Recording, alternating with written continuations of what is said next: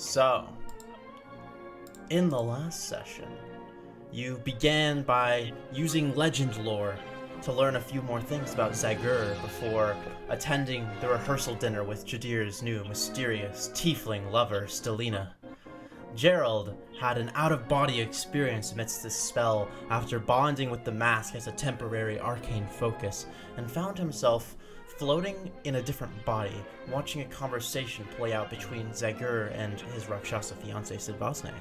They heard something about using a core to awaken Yarden, and comments on how Jadir and Gerald had once been in possession of a core fragment. Contacting Tagal and Pandemonium was thrown about jokingly, but Sidvasne dismissed this. They were also informed by an imp about the chaotic duo's entire plan, and now aware of their presence in the city. Ultimately, in an alien world and at the mercy of the forces around them, Jadir and Gerald decided to carry on and met with Stelina to attend the rehearsal dinner at the Crimson Palace. During this event, they made good friends, especially Gerald, with many of the noble devils, and managed to gamble away not only their most powerful magic item, but also Jadir's level 7 class ability, which is his entire build revolves around. Good job. To add insult to injury, Agatha, Gerald's lost love, was pulled from the pit of flame and her century of punishment just to fuck with our favorite bard.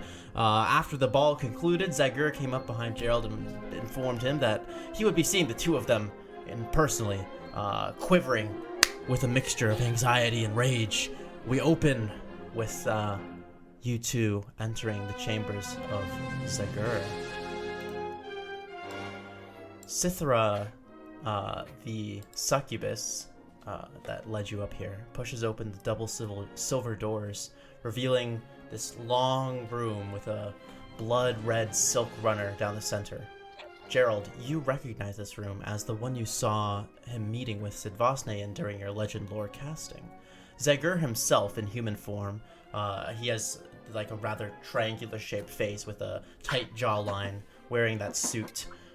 Sithra leads you forward to the table he sits casually at. The succubus bows silently and exits the room, leaving you three alone as the echoing sound of the metal door closing fills the space around you. Are there any seats? There are seats. You know, you can see that Zagur is kind of sitting at like the head of this table. There are these like very nice, luxuriously cushioned red seats. Cool. I guess Jadir's going to flop into one. As you do, please do take a seat.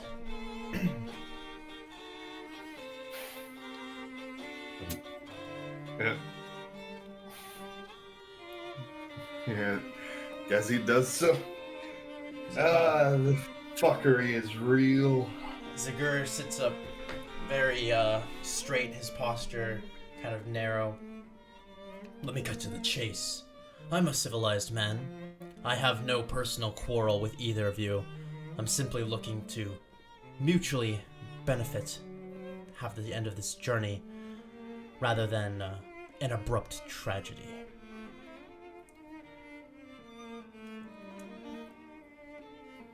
All right.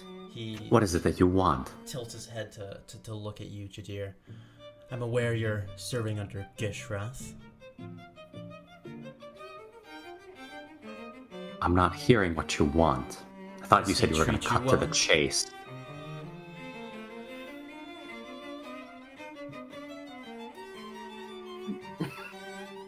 I think he didn't hear you. Oh, does he treat you well? No, I heard him. That you said you're a man of no patience. You wanted to cut to the chase. What do you want? Listen, I take no offense to your being here on his behalf. It's not your fault he gave you such orders. I do, of course, find it infuriating he would send servants into our territory unintelligently without regard to the consequences of those moves. But I will be mercifully and I will offer an alternative to what would be a proper response to such an infringement. Well? What I want is quite simple. There's a temple in your home realm. It lies in the sanctuary known as Bajo Ki. It is a place my kind cannot go. But you are not devils, nor are you dead.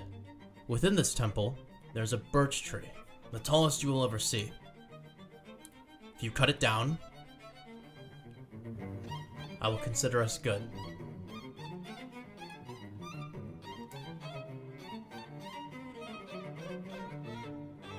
I assume this is the extent of all the information you'll be willing to share with us. Yes.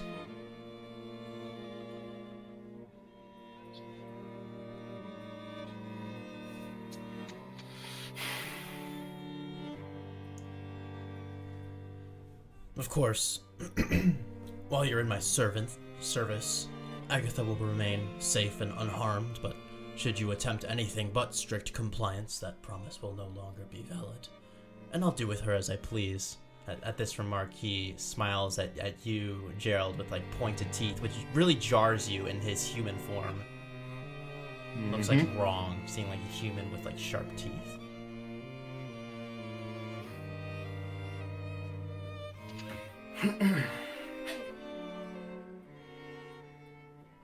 No matter how I listen to this, this is more blackmailing than an actual. Like I'm talking. Oh yeah.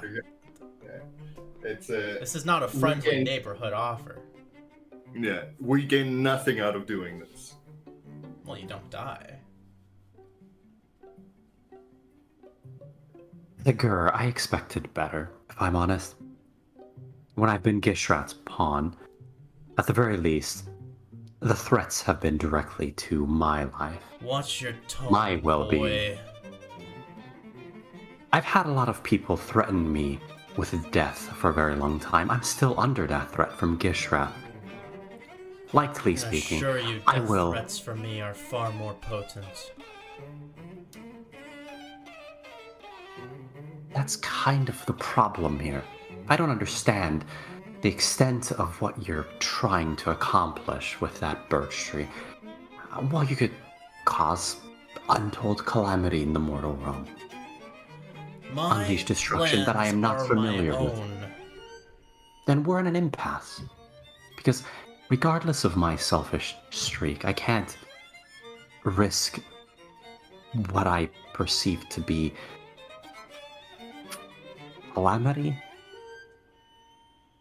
death, murder, destruction for the material plane. That is disappointing, he says, and looks at you, Gerald, with like this evil grin on his face. What about you?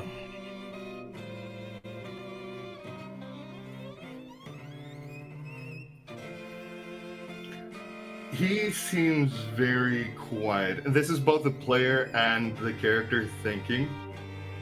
I could take you into my service, Bard. I promise, it's not that bad here. You'd have the freedom to be with your love. My tasks are not so unreasonable.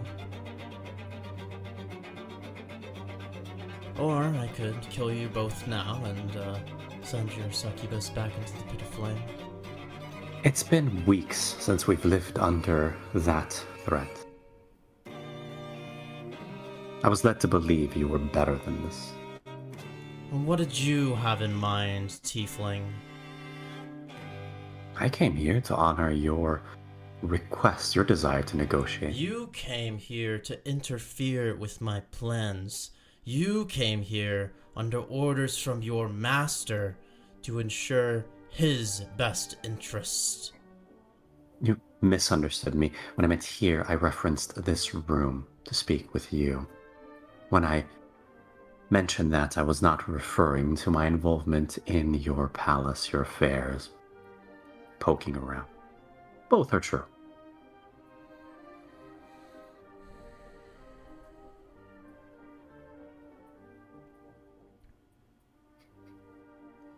His attention still seems primarily focused on you, Gerald.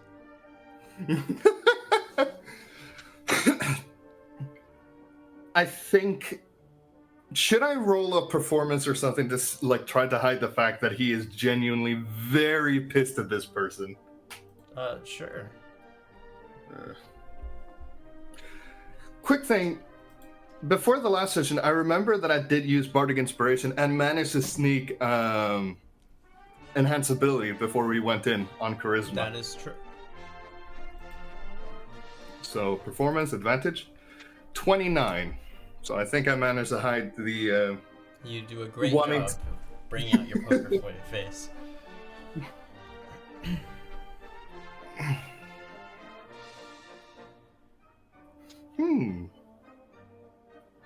This made me think of something.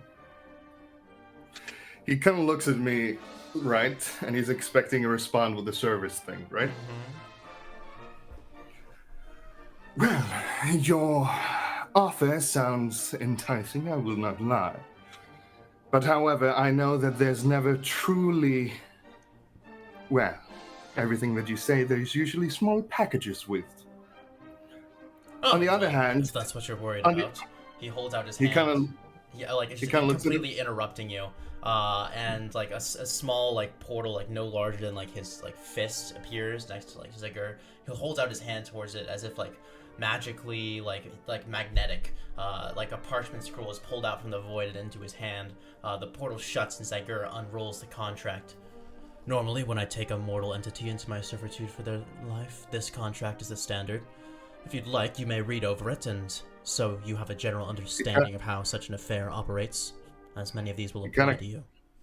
He kind of continues in, but what you don't understand is that we have a little package on our own around us, which is a bit of a worry that we've had to deal with since we were the mortal realm.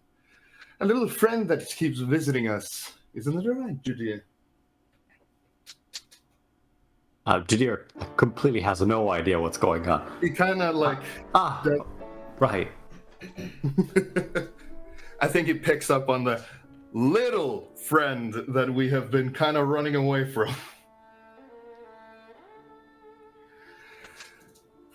Okay. He kind of smiles. You see this blank face expression on Jadir's face, but he nods along Jadir anyway. does his best attempt to smile and not. Oh yes. This little friend. And he continues. It is a friend that, well, has been searching for both me and Judea. We found it out quite recently once we were exploring a little tunnel. It has quite the bloodthirst for the both of us. Why should I care about this? Well, it seems to want to go through an entire level of destroying an entire temple just to get to us. A quite interesting temple. Why do I care about this? And do I notice that Jadir is picking up what I'm talking about?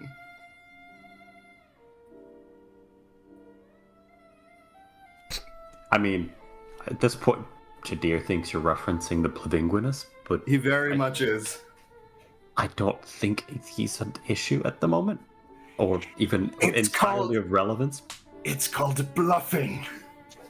Oh yeah, Jadir is We're just whispering happily- at each other across the table. Shut up! I'm bluffing. That's no. But yeah. But yes, it is a bit of a problem because it seems to be quite, well, I don't mean to offend you in any way, but it's extremely powerful. To the point that, from the noticed, well, there was nothing on the material realm, and even, the clerics, paladins, even probably minor gods seem to have issues even just controlling this thing. It seems to roam on its free will wherever it goes. What are you getting at? It wants us dead. I'm sure there's a lot of people that want you dead. Oh, that is true. But nothing like that. You see, you understand. You finally get why that's a terrible way to motivate us. It kind of smiles and says, Of Segur course, is it just, doesn't. Like, leaning, like he's just like rubbing his eyes, like kind of frustrated. He's clearly not used to like pushback. And he kind of goes. It's like, So- like these stupid kids like expression on his face. Yeah, but he kind of.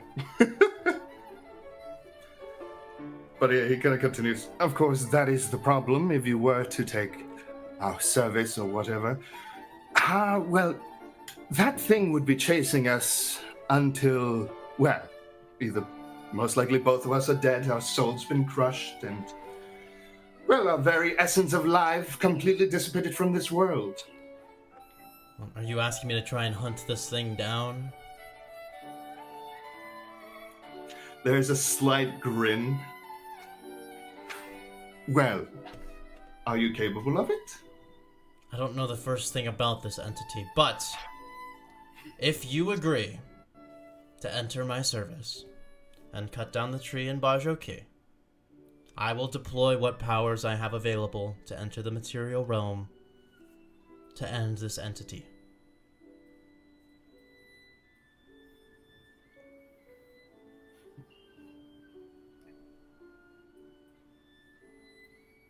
I am a very selfish person, but I can't abide what I presume are your nefarious plans. Whatever this tree is, it's possibly worth far more than my life. Sorry, no deal. He's still looking at you, Gerald. Kind of look at him and go.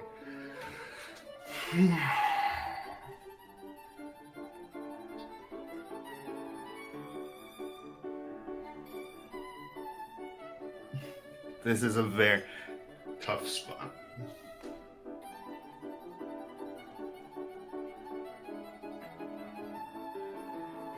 Well, there's a bit of a problem here now. My companion doesn't seem to want this, and I am but a simple bard. He kind of looks at him, cutting down a tree, and he kind of looks at his, like, what he has. Let's be fair, doing it alone is not really going to be quite possible, is it? What do you want? He says, looking at you, Jadir.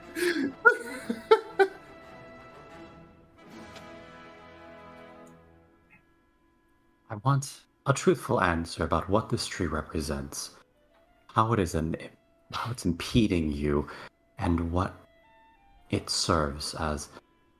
Well, why do you want it gone?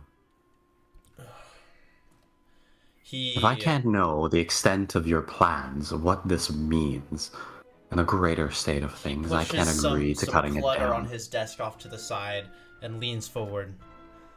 The tree is known as the World's Eye. It prevents movement between the planes for larger entities. We have a problem, and that the demons are regrowing in strength. If we cut down the World's Eye, it'll grant us temporary access to bridge into the realm of the Abyss, and bring an end to the source of demons once and for all. Quite a noble cause. It is in doubt it. our mutual interest to bring about the end of demons.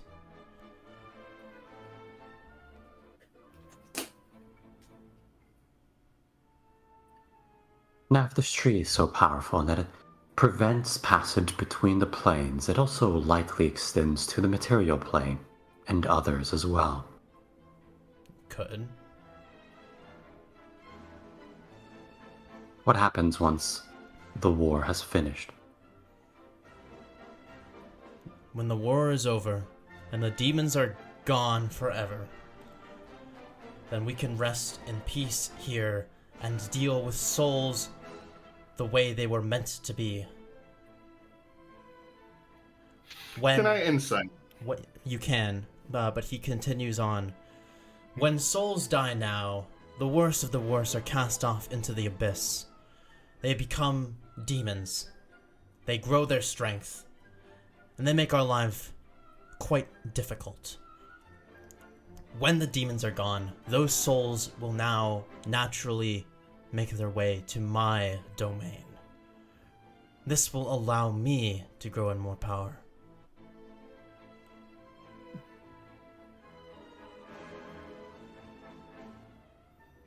He kind of shifts his head. There are many people in the Nine Hells who seek higher power as well. Souls are power. That is what we seek. I care not about what you do in your realm.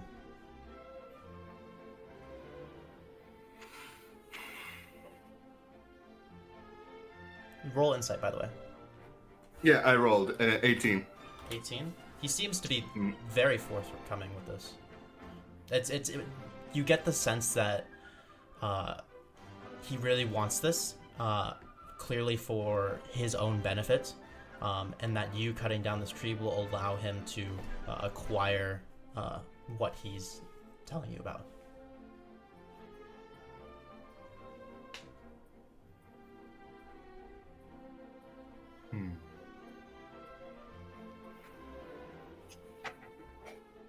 Let me make this very easy for the two of you.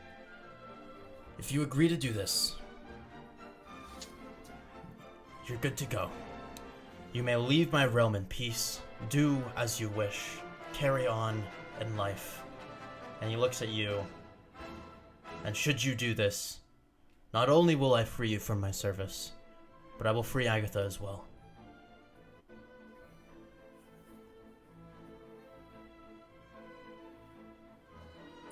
That is quite a deal.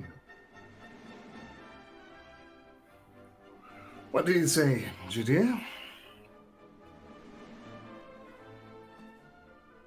Harold, I know this is essentially everything you ever wanted. But I don't think it's up to us to determine the metaphysical nature of souls and what happens to them. Honestly, I can't even determine what color of suit I should wear in the morning.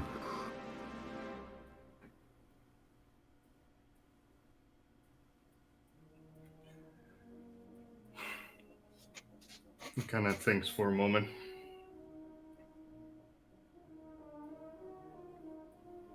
He leans forward. What happens to souls of the damned in the afterlife matters little to one such as you. It is true, this will slightly affect the balance of power across the planes, but it will have nothing to do with your realm. This has everything to do with what I want, and where I want my position to grow as a high-ranking devil. You see, the person who knows why this is happening, the entity who orchestrates this, is in a very powerful position in the Nine Hells. Do you understand what I'm getting at?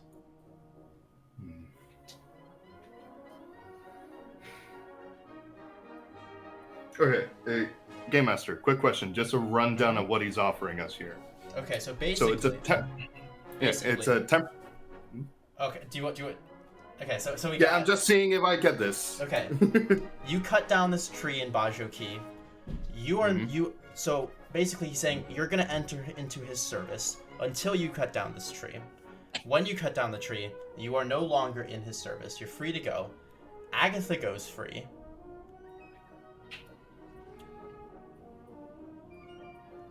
I think that's it. He also did mention early on, and he hasn't voided it, that he would go after the Blinguinus. And then he would send forces after the Blinguinus. By the way, note, I'm literally on the material plane, mind you. I know. Actually, did he specify? He did specify.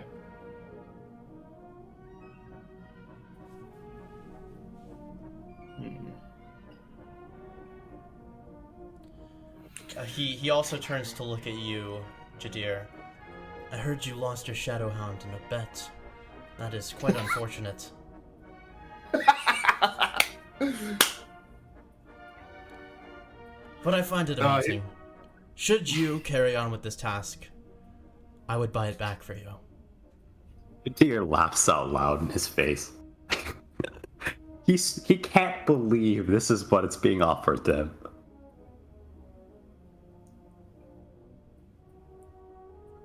Oh my lord. The deal is so good, but we're both so fucking paranoid about like shady like loopholes. It's not good. We can write Oh, up it's a good for contract me. right now. Now, the unfortunate thing is, I cannot hold you under contract. A binding agreement with a devil, especially one of my strength, would easily prevent passage into the sanctuary Bajoki. As such, we must make an informal bargain. You are not actually bound by the Supreme Court to uphold your agreement, but neither am I. However, I believe it is in our mutual best interests to do so. Your continued cooperation is of use to me, and me not killing you or harming Agatha is of use to you.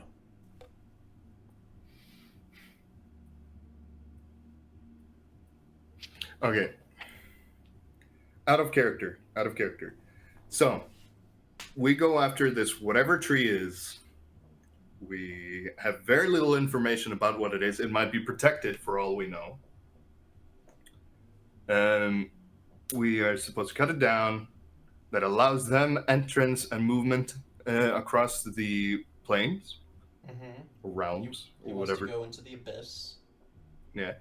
But this is not an official, so he can lie as much as he wants about this, which is even worse because devils are known to use every little cute loophole that they find. So now that he's saying, unfortunately, this cannot be put in contract, that is like saying, oh, unfortunately, I can't show you guys that I'm not lying. What I can do, I understand your concern, but what I can do is I can put the objects of your interests into a separate holding space under a third party.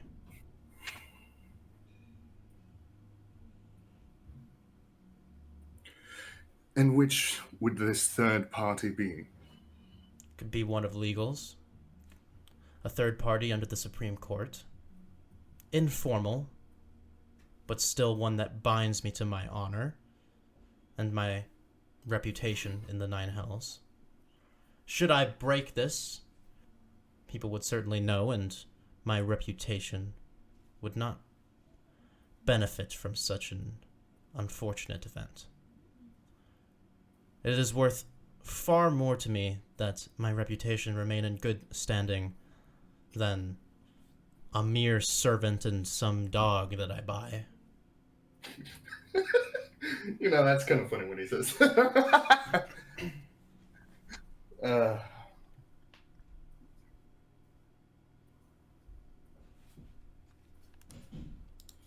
Out of curiosity, the creature that we asked that you are willing to hunt down, if it is able to move between planes and realms, are you able to follow it?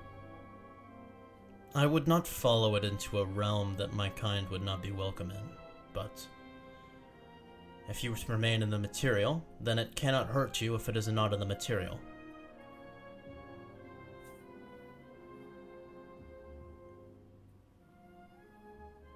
Okay, out of character. Finn, last time we checked, the Linguinist is in the material realm. That's likely correct.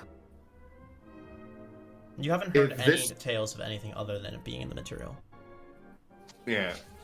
And the fact that it can reach your mind when you are literally in butt-fuck middle of nowhere. But I no longer have the shard, so... Well, he doesn't know that. No, he does. You gave it. Oh, to he definitely does. Oh no, he doesn't No. know. He doesn't know the fact that, like, it's likely not hunting us anymore because we don't have it anymore. Well, he used it as a conduit to get to me, I think. So, the more conduit, no more problems. I'm honestly not concerned about the Plavinquinus in the slightest. Oh no, neither am I. I'm actually just using this to like really heavily get him to screw himself over if this creature is as strong as we think it is. But still, it's a guarantee. Is it? Well, the Plagueis will either die or it will have someone else to fight. So we're taking off any possibility of it wanting to do anything with us anymore. Zagur, you're offering us a chance to possibly get what we want. I want to offer you a possibility that will aid you in return. No promises. We'll see what we dig up. Make our decision then.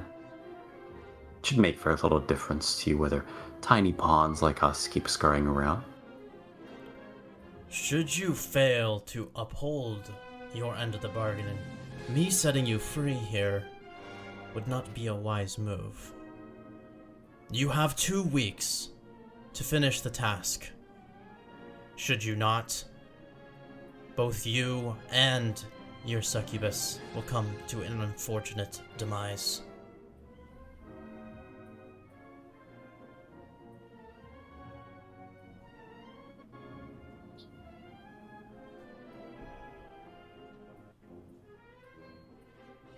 But if you follow through and you work with me, I believe that everyone can win here. I have no personal vendetta against you.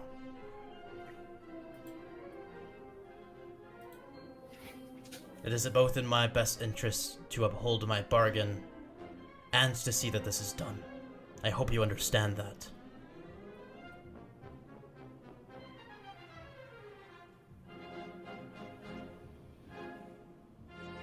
Like I said before, pain of death here isn't really the best motivating factor, Zagur.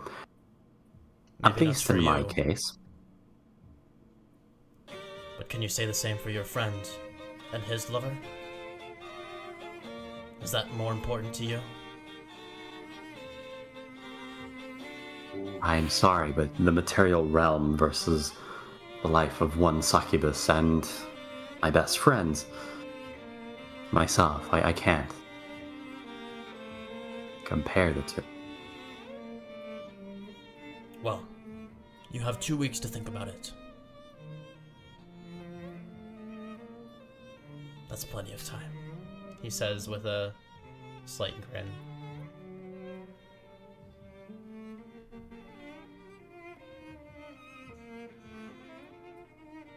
All right.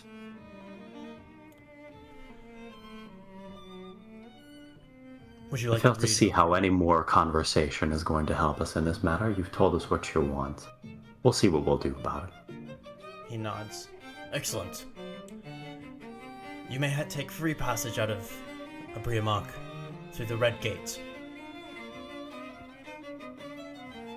Sithra will take you there.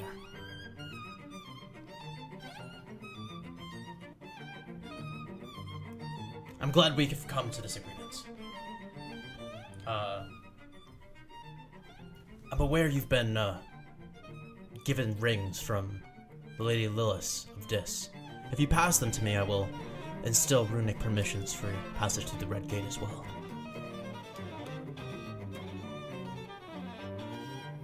Very well. New shortcut! Dark Souls! You get a new bonfire unlocked. Oh, good. Woo! You guys, are you giving him your rings? Fair enough. Fair enough. All right. Ziggur kind of like takes the rings and brings them close to his mouth, like almost like kissing distance and like whispering softly something like infernal, but not quite. The rings begin to like glow a fiery red, and a new runic letters like glow white in that forging. The glow fades and he passes the rings back to the two of you. Now be gone. Sithra is waiting at the exit. She will take you to the Red Gate and send you on your way.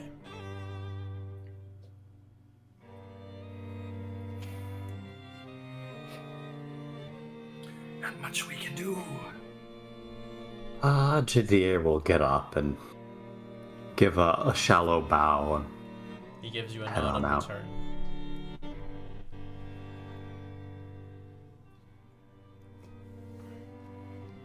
Yeah, I suppose I'd take my leave then. All right.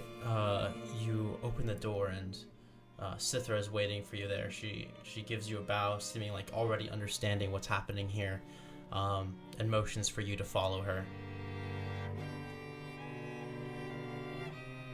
Fair enough. She doesn't take you back down to the main floor where the party would be wrapping up, but rather out through a side exit and off on a path along like kind of this long rocky road over fire and magma, making your way up towards the crest of Mount Calamity. You eventually arrive at a place with kind of like it's like a very large pagoda made out of like black steel pillars. With like this on top of this small standing platform. You can kind of look out from here to the top of the pit of flame as you're at the top of the caldera of this giant volcano, where you can see just like roiling magma, explosions of fire and flame. You can see entities screaming in pain, getting burned down in these pits of eternal punishment. It makes you kind of sick knowing that this is where Agatha has been dwelling for the last many years, and You're really hammering in the conflict between me and Jadir, aren't you? and she motions for you to step into the red gate.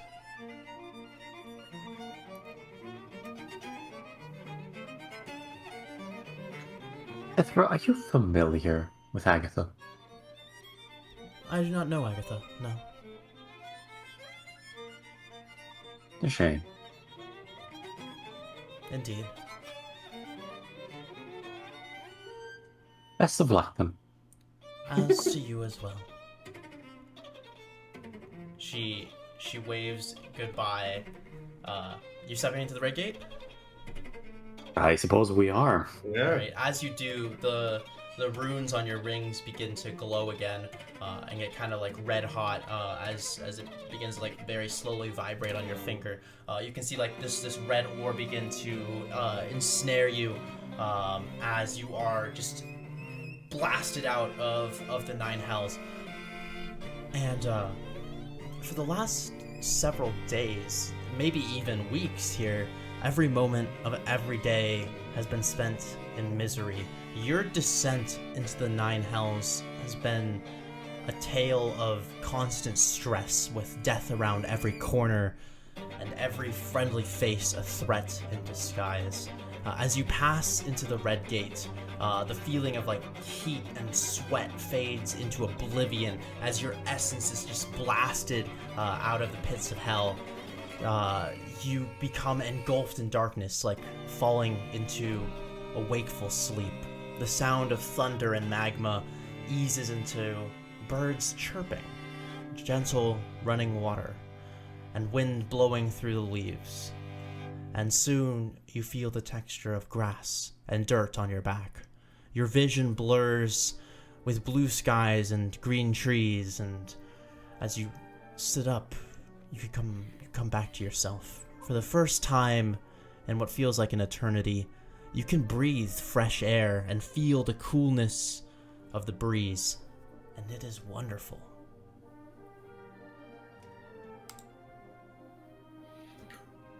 Well, so where are we? You appear to be in a birch forest by a mellow river. Except for some strange reason, the river is flowing up a gentle slope against gravity toward the gray mountains looming nearby.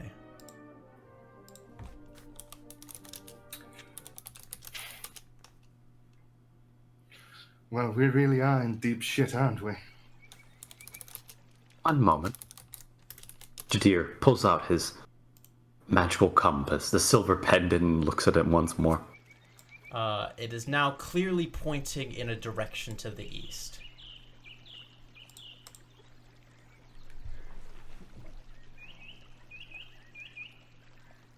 feel like I have a fairly good idea where we're at. No? Where are we? Well, Joki's a ways off from Illibert. Where is Illiburg? I have to look at the handouts. World info.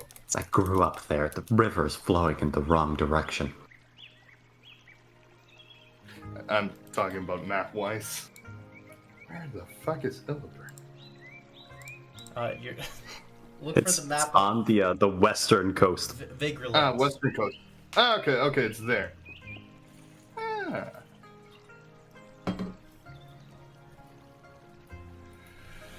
So, alright. So, what do we do now? Like, are there any roads nearby, or are we just in the middle of the fucking forest? You're in the middle of the fucking forest. Great! You know, you would think that these devils and such would, for once put you in a location where you're at least somewhat near. No, this is fairly good, actually. Oh? Why do you say so?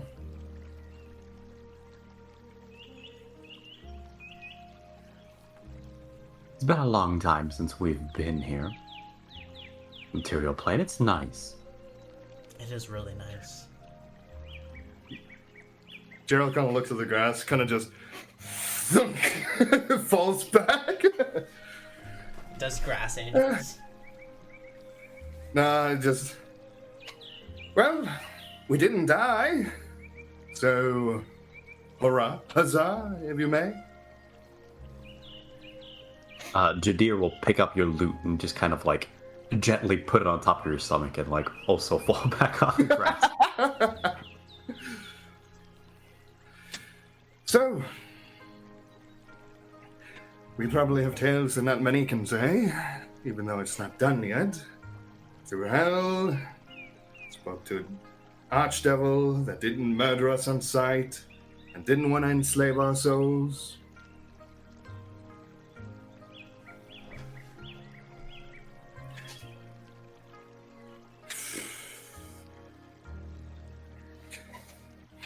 Two weeks, huh? So, what do we do for 2 weeks?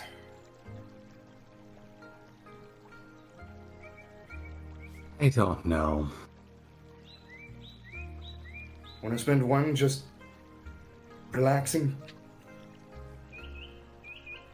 We could plan to kill a god. Well, we should perhaps take baby steps, but I do like your ambition. Should we start with, some devil, then archdevil, then god? Go up the No, ladder. I think we're sort of pressed for time. Just aim high, right? True. And how hard can it be? The thing's already dead. Yeah? Are we talking about the tree now, or are we talking about some other god? No, the big lizard. Oh, the big lizard. Oh, yes. Big lizard. Forgot about that, honestly, for a second.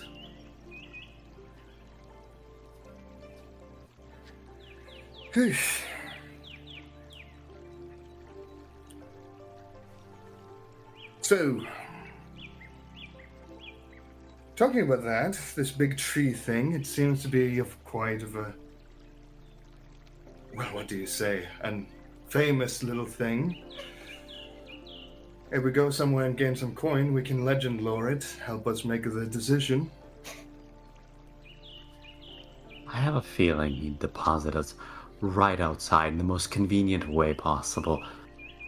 Possibly a half a day's walk away.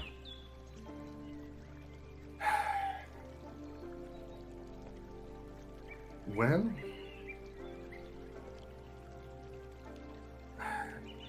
do you think there's any towns or cities anywhere that we can gain materials for spells?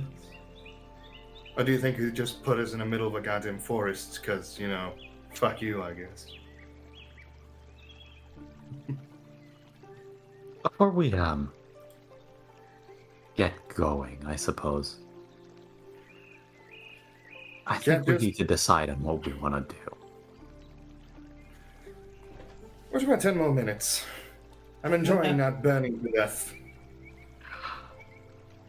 A little bird, just like a little hummingbird, like comes down through the trees, and it's like coming up next to you, and like this, and it's like floating over you, and it comes up to you, Jadir, and like kind of lands on your shoulder, walks down and starts like pecking into your bag.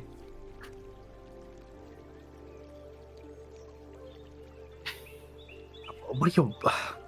Jadir would like open up his bag of As holding. soon as you move, the hummingbird immediately takes flight and zooms off. I'm fine. It's a good idea, though. Jadir disappears into the bag of holding. He kind of just looks at it, goes like, should I? You get a sudden urge to throw the bag in a river. Nah, leave it in a hole. Dig a hole, leave it in there. Yeah, or like destroy the bag. Now put a bag of holding in a bag of holding. Yes. No. Jokes aside, he's just gonna.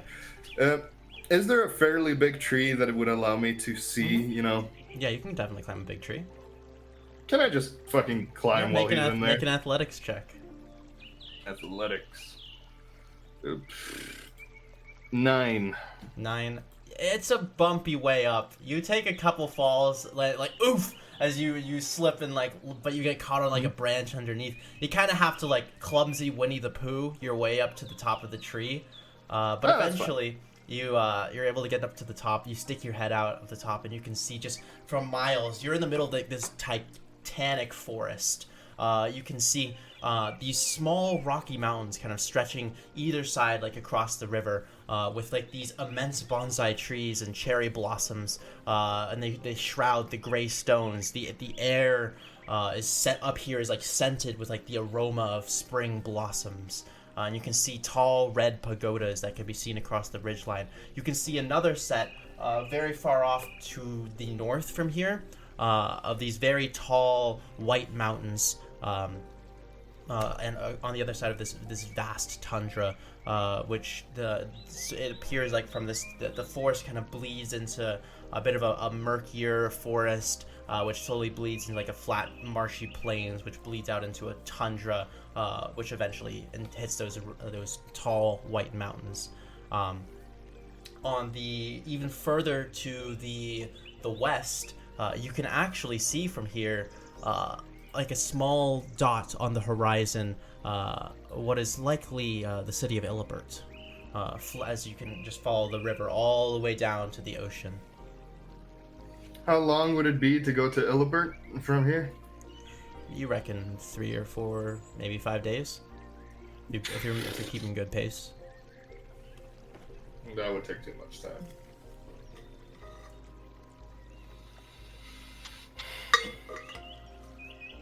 And I can see it to the west, right? Yes, Illibert is to the west. Jadir emerges from the bag with a bottle of wine. Gerald is gone. Gerald, at this point, he's just taking a quick peek. Can I do an acrobatics to kind of just... You don't need to make acrobatics. You can climb down the tree. Yeah, but I want to do it in style. Alright, roll style check. 13. 13. It's not very stylish at all. You Winnie the Pooh down the tree as well. Ah, okay. And in fact, when you get as you're getting close to the very bottom, one of the branches cracks underneath you, and you just like fall on your butt down at the bottom of the tree. Ah, fair enough. Jadir will try to cast levitate to catch his friend. With the oh my god, with the wild magic. Oh my god, Jadir. Hey, he has no idea. All right. Suddenly hit by fireball. All right, roll a d100. You know, I should grab counterspell someday. I get an 80. An 80. Illusory butterflies and flower petals flutter in the air within 10 feet of you for the next minute. So you just become surrounded in this vortex of like phantom flowers and butterflies. Who, me or him? No, Jadir. I kinda look- Okay. Do you remember the scene where Master Oogway like fades into like flower petals? It looks just like this. I kind of like. I immediately use my ability to disguise myself and turn into Gerald, but I assume illusory butterfly wings as well, and then prance around in the meadows. As he does that, I immediately pull out the crossbow and just go, like, "You're my best friend, but I won't hesitate."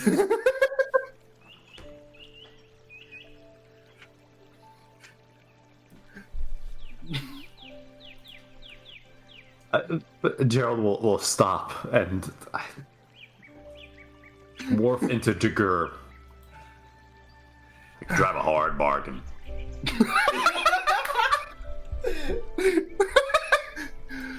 I do. Anyways, so it seems like to our west there is Illibeth, about 3 to 5 days travel away, and there's Rocky Mountains to the what I could assume to be the east. Yes. Yeah. Gerald says, Jadir says, returning back to his normal form. The flower petals and butterflies fade off into oblivion. I was supposed to catch you. I did butterflies instead. Well, you know what? You certainly made yourself look very flowery. If this is how people see me, I am quite disgusted in myself. Oh, well, I don't think that... well... It's probably best that you don't know how other people see you. Anyways, so, what do we do? Do we try to go to the city, try to gain some allies or connections, or do we just We're go... definitely not going to Illibert. Oh, yes. Yes, that's where you were from. That would actually be a very bad idea. Never mind. Excessively bad idea. You know, we should make lists of places that we can't go. It's reaching a point that we kind of have a reputation, if you may.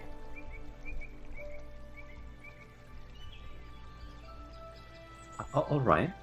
I agree.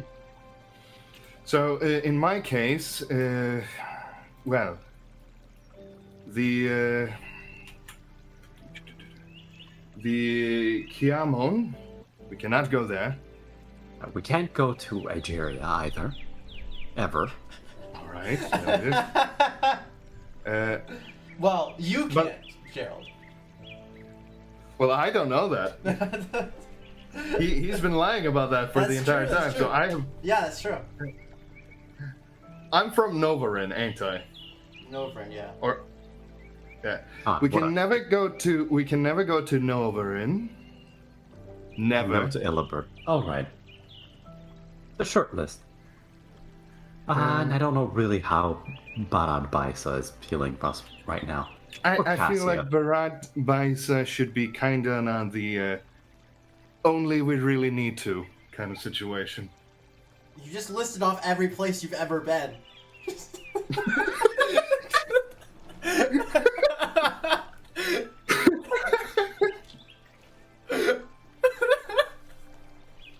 Oh, also, Kazasia, they really don't like us there anymore. Ah, yes, Kazakhstan.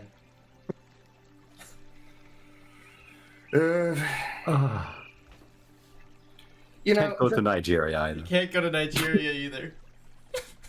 You know, at this point, we should just stop being around the north and just head south when we have free time. It's probably the only place we haven't really fucked with anyone yet. So I've got some preliminary ideas. Mm-hmm.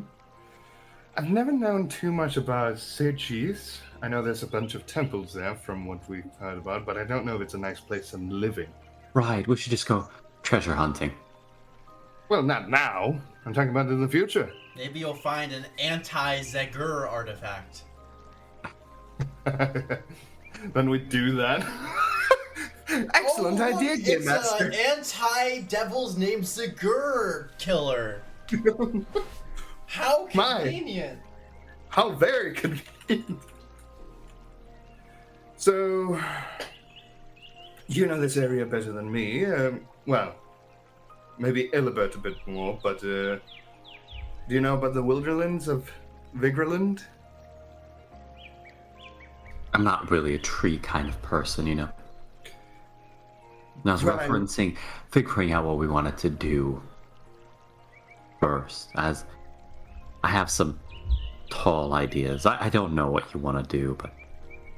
I'm honestly following you. I'm putting my trust in you.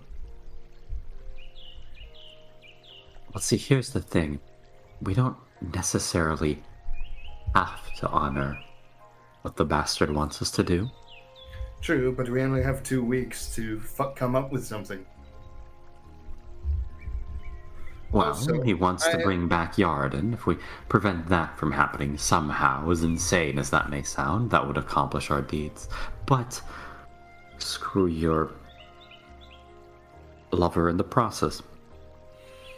Yeah, which is the entire point why we went in the first place. Well, I went. No, yes. We did. Well, granted, I did go partially because I did want to help you out. I'm not going to leave my friend hanging.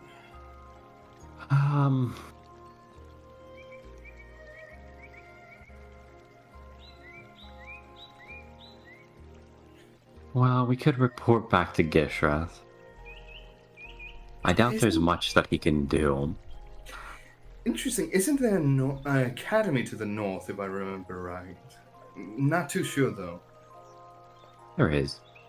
Is there? Do you know how it is there? No. It has academy. We might learn a couple of things. It might be closer, perhaps? So, from what I can gather, I think Gishrath is, I don't know, sort of low on the pecking order when it comes to his family. Oh, I don't exactly know how Sasha's work, but there's definitely some bad blood between the family. You We could always try to talk to Kuroth, the head of the Gandra family. Of course, he'd be back where we just left from, but free passage and all.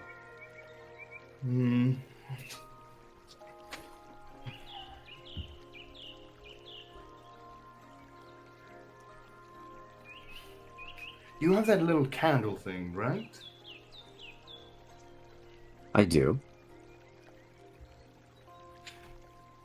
Do you think, by any chance, that Gishrath does know who the Plaingunist is? Seeing that I doubt it. Do you think that perhaps if we manage to get a legend lore going, or for the tree and for the Plaingunist, it might help us for the future?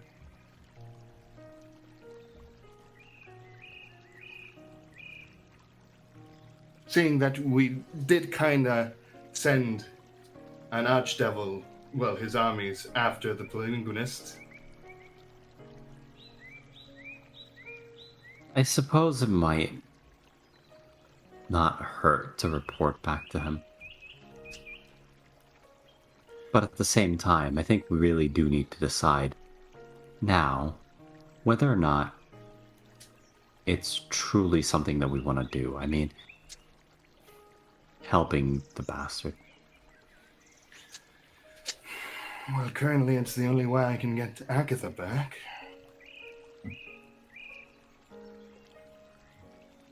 Look, I get that. I do.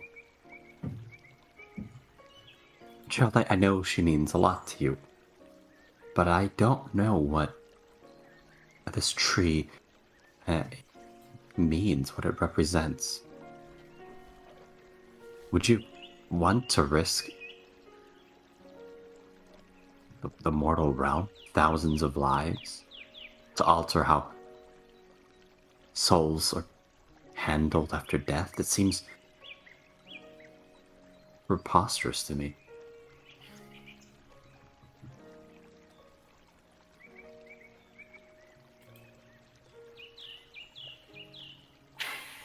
The thing is, How much of a price is too big to pay? you have to keep in mind, before I started this entire adventure and went, it was all because of that woman.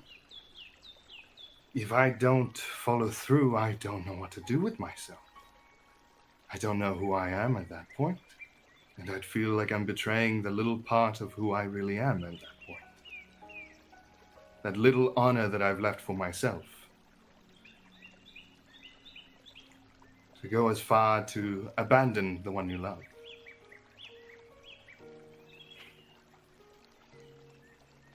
What about this? If we find out what this tree does, we don't destroy it, we stay neutral for now. We find out what it does and the risks involving it. And well, he kind of thinks for a moment.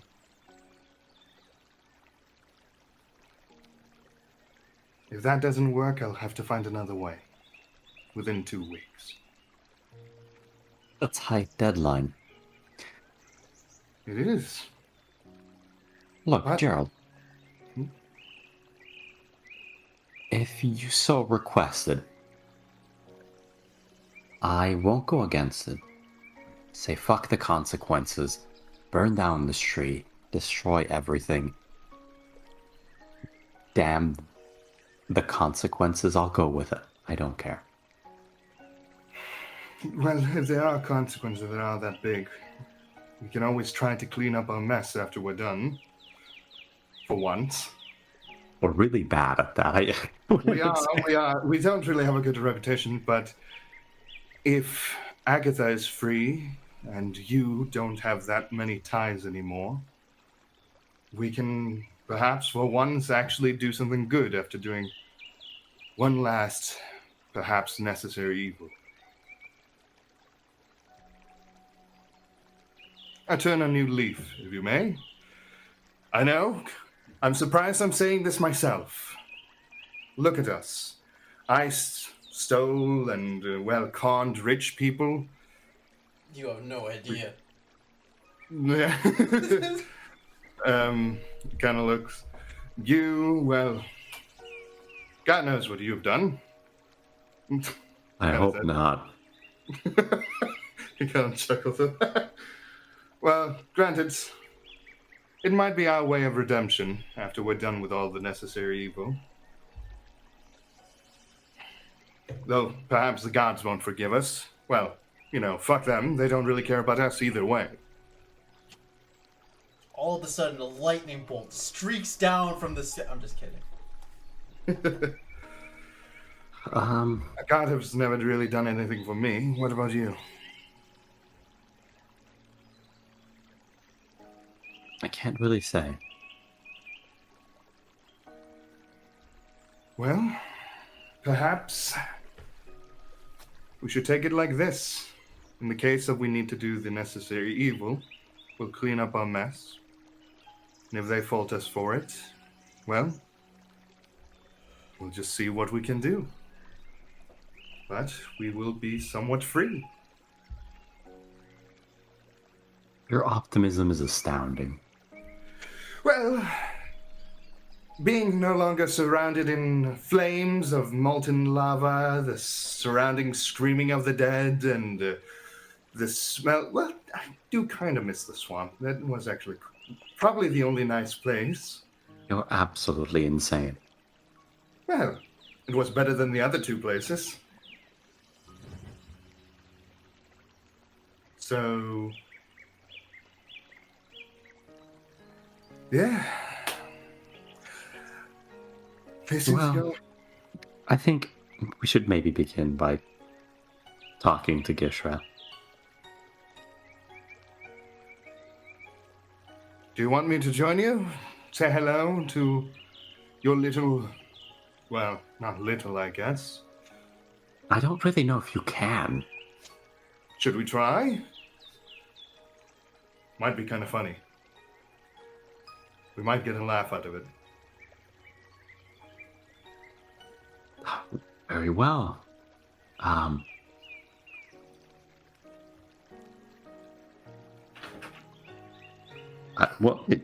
can't fault that logic. All right. Just got out of hell. What is the first thing we do? We've been through a lot. We've been fucking... Let's talk to the fiend! No, right. Exactly. Talk to a Exactly. fucking what seems to be an archdevil or whatever. And now we're just like, oh, yeah, you know what? Fuck it. We deserve a bit of joy here. The Jadir will fetch the long black candle and light it up. Alright, you light this long black candle and smoke begins to pour out of the top, enveloping the two of you in this breathing, smokish darkness like ink spreading across a page, bringing only Jadir into the candle. Gerald, you just watch her like holding on to the candle, excitedly ready to see Gishrath. And then Jadir's eyes just roll back into his head, and you're like, ah, fuck. And this is where we will take our 5-minute break for the day. Alright, so you get enveloped into this inky black smoke and transported into like this fiery plane, which is awfully homely at this point. As you're kind of standing on these like tall rocks under that, which like bubbling magma around you, heat waves. It's not as scary as it used to be, honestly. Kind of disappointing. And there stands Gishrath, tall and proud. Ah, it's good to hear from you again, Kriyat. I was worried I might not see you again. Right. Well, I'm back. I take it you have good news for me then, since seeing as you're alright? Well, I think you'll be the best judge of the quality of the news. Sidvasne's getting married Oh, tomorrow. good for her. To Zagur. Who? How long have you been gone? A while. It's been a while. The relationship between those two is evolving. I haven't talked to my family in a couple centuries. You really should do that. I know. He's a general. Scratching the back of his head. He's mellowed out real hard over the last...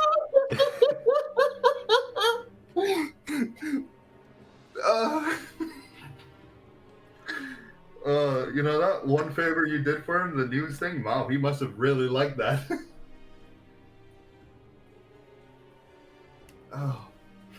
Well, he's a Sebastian's getting general. married. That's good to hear. Oh, He he's a leads the general. Ashen Blade. Yes, The Ashen scary guy.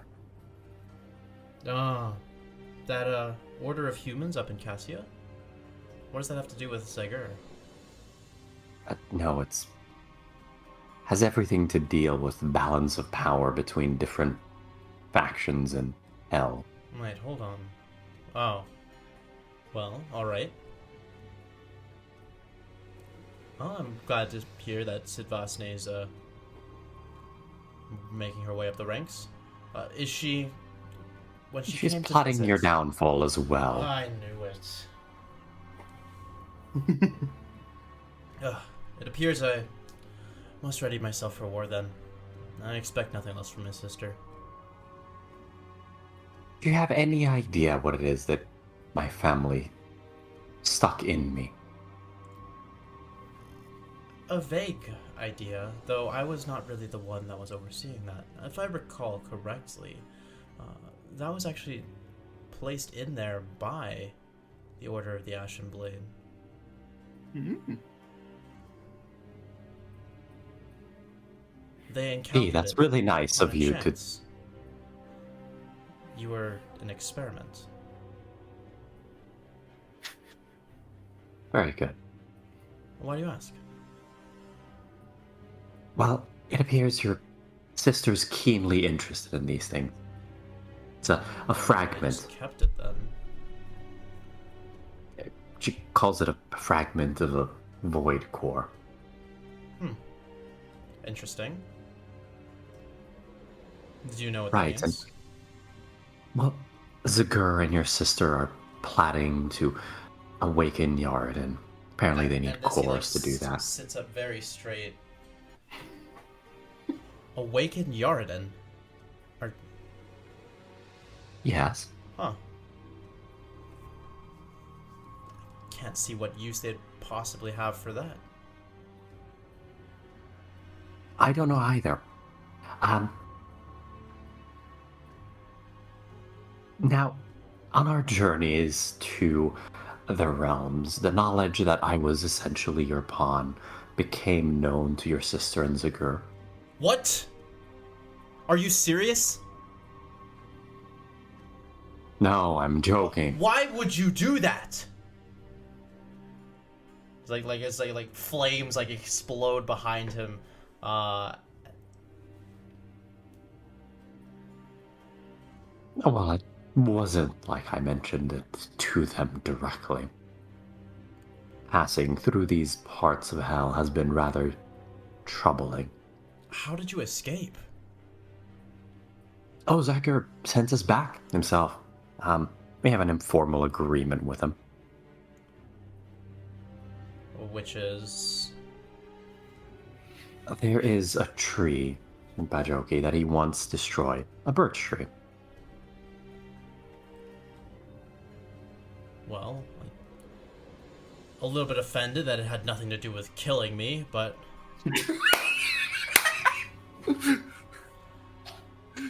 As far as I can tell, better things to according do for him. to what... Yes, according to what he says, the tree is some kind of safeguard against passage between the realms. And Between the realms. its destruction would mean that the devils would have an easier time ending the demonic scourge. The Blood War is over. That may be the case, but Zagur wants to funnel more souls to himself. That makes sense.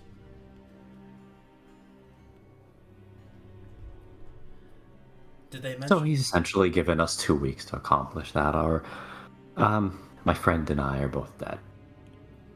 Well, then you best do it. You're one of the most powerful allies I have right now. And he doesn't even want me to visit him. How rude. So, get rid of that tree, and come back here. We'll have to get ready for Sidvasne, and whatever's going on with Yarden then. Which I still don't really understand. It's like the Dragonborn god. I mean, they talk to me about it often. I mean, as Queen of the Dragonborn, obviously I need to learn about Yarden, and from what I understand... Sounds like you're having an awful time of it.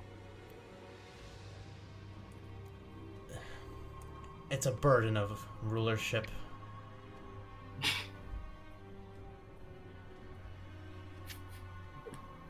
Gishreth, I really expected better of you. You expected better of me. I expect better of you than to blab your secrets to Zagur and Sidvasne. Well, truth be told, they were fairly aware of what you've been doing this entire time. So, does it really even matter? I've never been able to stand up to my sister. This time will Then be why different. are you doing it? Family matters. This is my chance to show her once and for all that I am the ruler of this place. You This are is my hopelessly domain. outmatched at the moment. I have an army. Zagur has one too. You can't send an army out into the material realm. He can if I destroy that tree.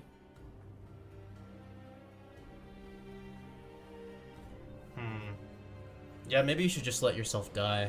That'd be bad. Alright.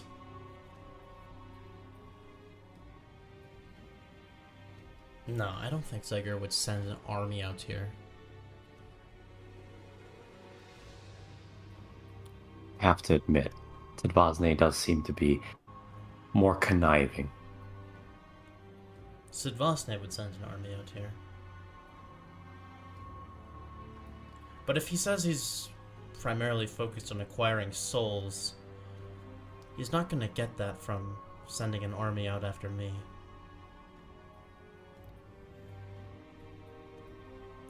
I have to think about this.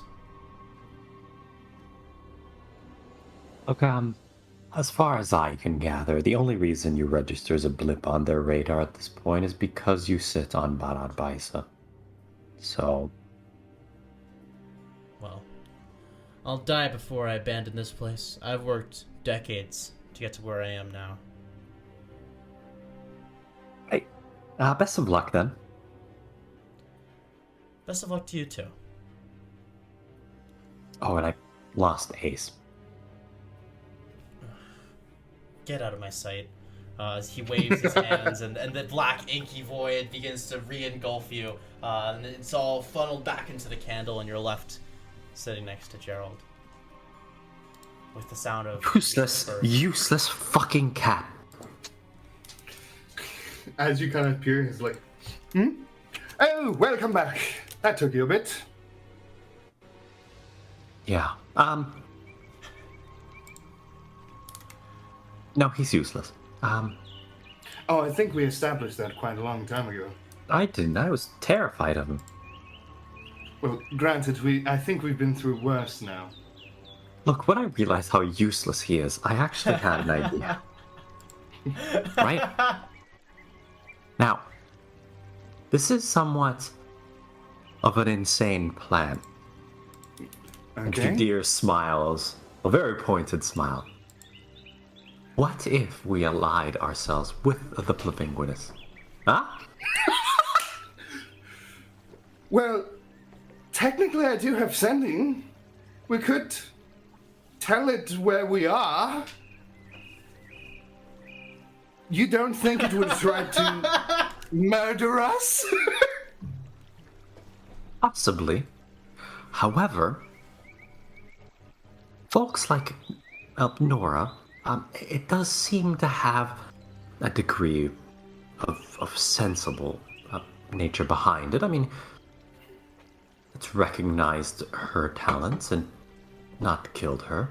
She was useful to him, and it spared her. So if we can be useful to it, then it should likely not kill us.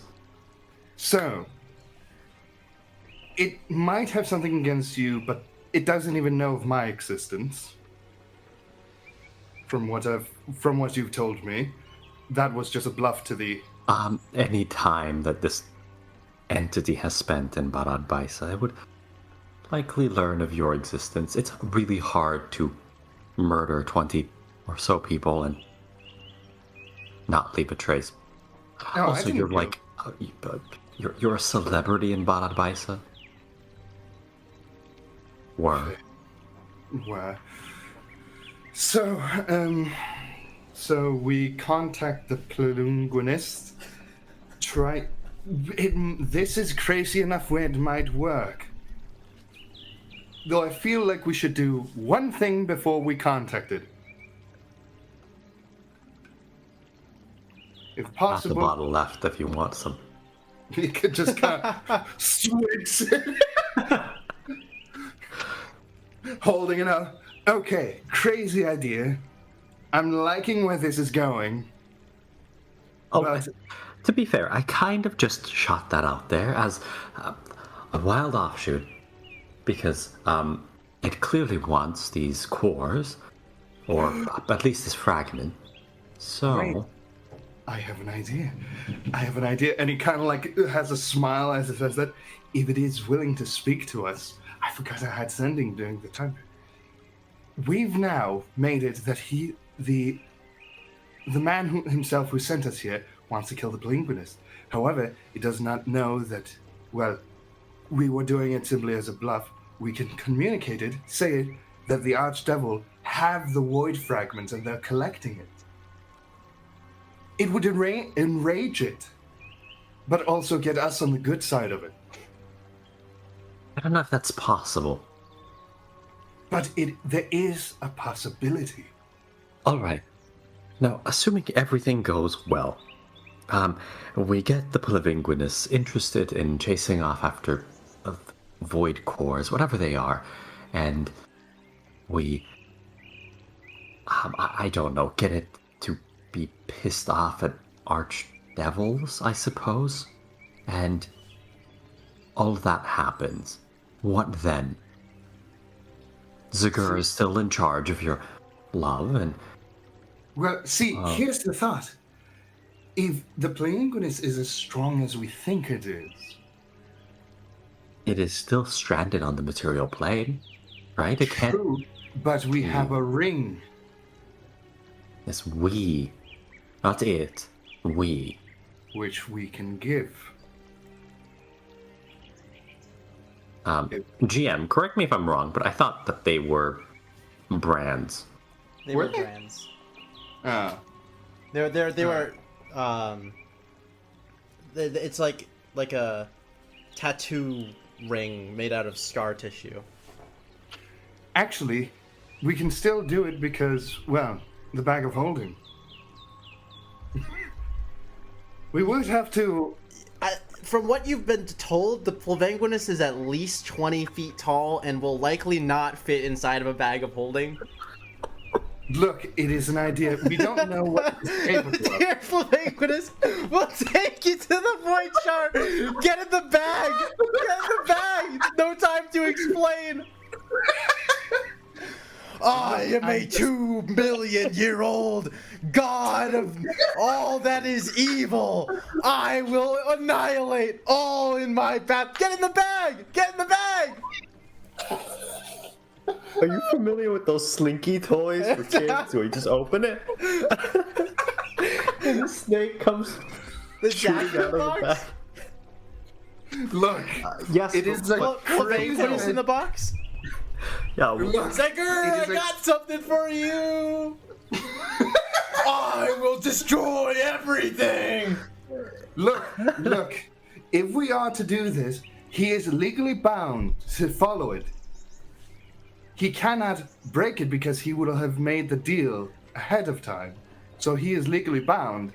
So if we bring the Polyvinguinus somehow back to him, he would be too busy dealing with that to use the space of time to invade the other realms. So, plan A that I think is go to Bajoki, get a whole lot of cash, and legend lore the frickin' tree, as well as the void cores.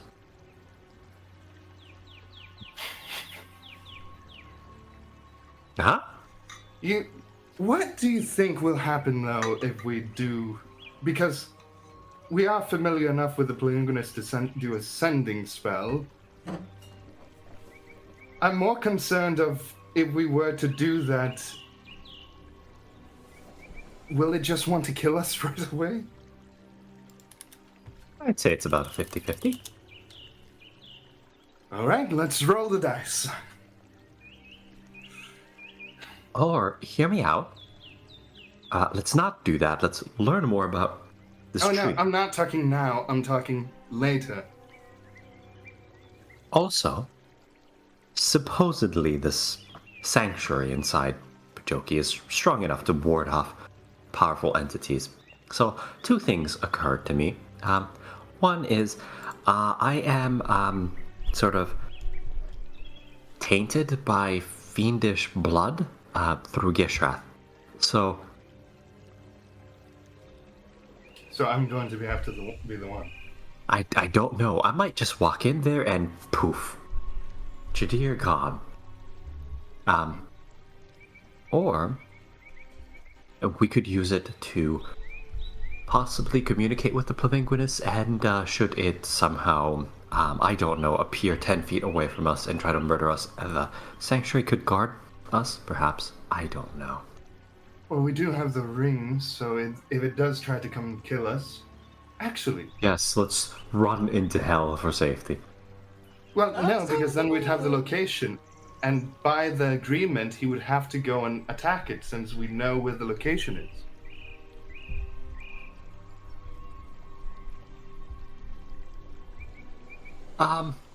Look.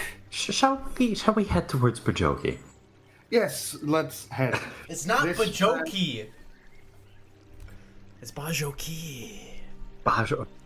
I'm from Illibird. I don't know this. Bajoki. Bajoki. Yes. All right, we're going to Anyways, Bajoki. what should we... do you think... What kind of malarkey is the Bajoki? I think that when we reach Bajoki, that we should get some drinks. Now, hear me out here. As a local from Bajoki, I should tell you that we do not take kindly to the jokes about the Bajoki. You're making our GM want to murder us. The Plavinguinus appears. Great, I rolled to persuade. Roll seduce. That is the one check I would want to Gerald fail. does like an Egyptian snake dance. Plavinguinus. Ooh. Game Hold open a Master, box. Game Master, I'm scared. All right. So, what are you guys doing? I think we're having a nice stroll through the woods and Right. heading towards Bajoki. All right. Bajoki. Bajoki. Bajoki. Bajoki. It is the Penguinist again. It is the same thing. The Penguinist and Bajoki. All right. We're gonna double down on this ambience here. Hey, Finn, imagine if the Penguinist appears in Bajoki. That'd be wild. Oh no. Imagine the title for the The Penguinist in Bajoki. All right. Making your way through the forest here, the trees slowly change from like these birch trees to what looks like these bonsai trees the size of redwoods. Quite remarkable. You come across like a single white pillar as you're making your way towards the mountains. Like you're arriving at like the base of the mountains here now, and you find like this single white pillar with a rounded top, about 4 feet tall, and has a small purple candle inside of it.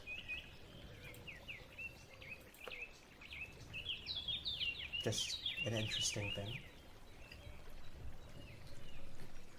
May I do a history check? Yeah, if you want. Alright. Actually, this would be more Arcana than History. Okay, Arcana. I can do Arcana. It's the same check, Okay. basically. 19. 19. So you go to kind of take a closer look, see what this is all about. And the candle appears to be held within like this small box inside the pillar. And the wax is like dripping up the sides of the walls, defying gravity and coming back down into the cup from like the top of the candle, reshaping itself infinitely. On a 19, the flame is certainly burning with some sort of arcane essence, which you detect as some form of ward.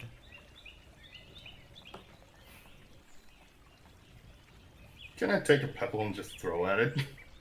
At the candle? No, just the general surrounding the pillar. Like, see, there's like an invisible wall or something. Yeah, kind of like that. Yeah. Because Okay. you said ward. You pick up a little pebble, you throw it, lands right exactly about where you'd expect it to. Alright. So, invisible wards, perhaps? You know, it'd be a really funny joke. What if we would replace the candle with Gishrat's one? And somebody goes there in the morning to light it up, and they end up in a hellish landscape. Should we do that? Just get He kind of like Who the fuck are you? Where's Jadir? That's a terrible idea. Gishret would totally eat them. I know, but it kind of would be funny. I'm not gonna lie. Right. Like, I know it's the morally bad thing to do, but kind of You're funny. just, like already considering abandoning your only means of communication with Gishret. Imagine if he could hear us. He's like, no, please, don't. In a matter of 5 sessions, or 1 session really, Gishrath has gone from scary entity who is my master to useless cat who sucks in comparison to everything else in the 9 hells. Yes, exactly. I mean, you're not wrong. Wow. I'm going to ignore said pillar and, yeah, keep moving past it. All right. You guys, carry on?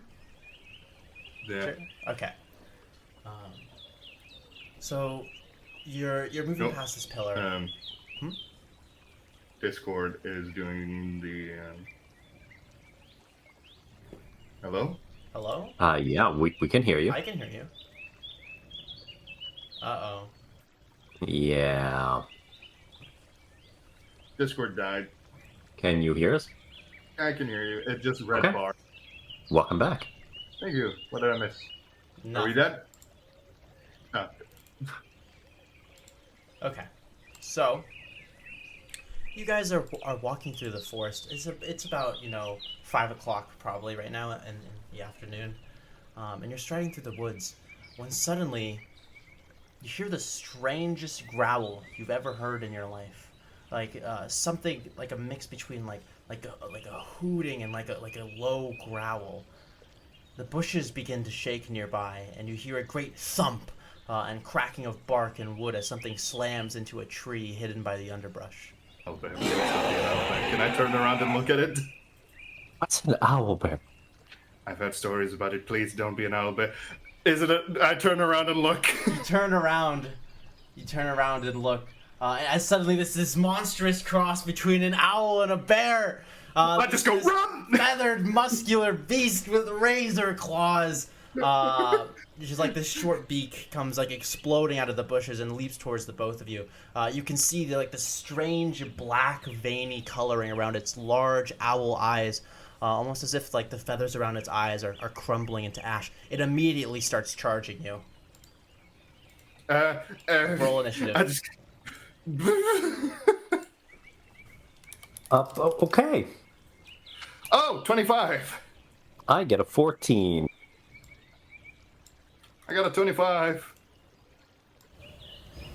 Basically, I got a nat 20 on initiative. Nice. Well, it's kind of useful, but how useless it is at the same time. 25, and what'd you get, Finn? I got a 14.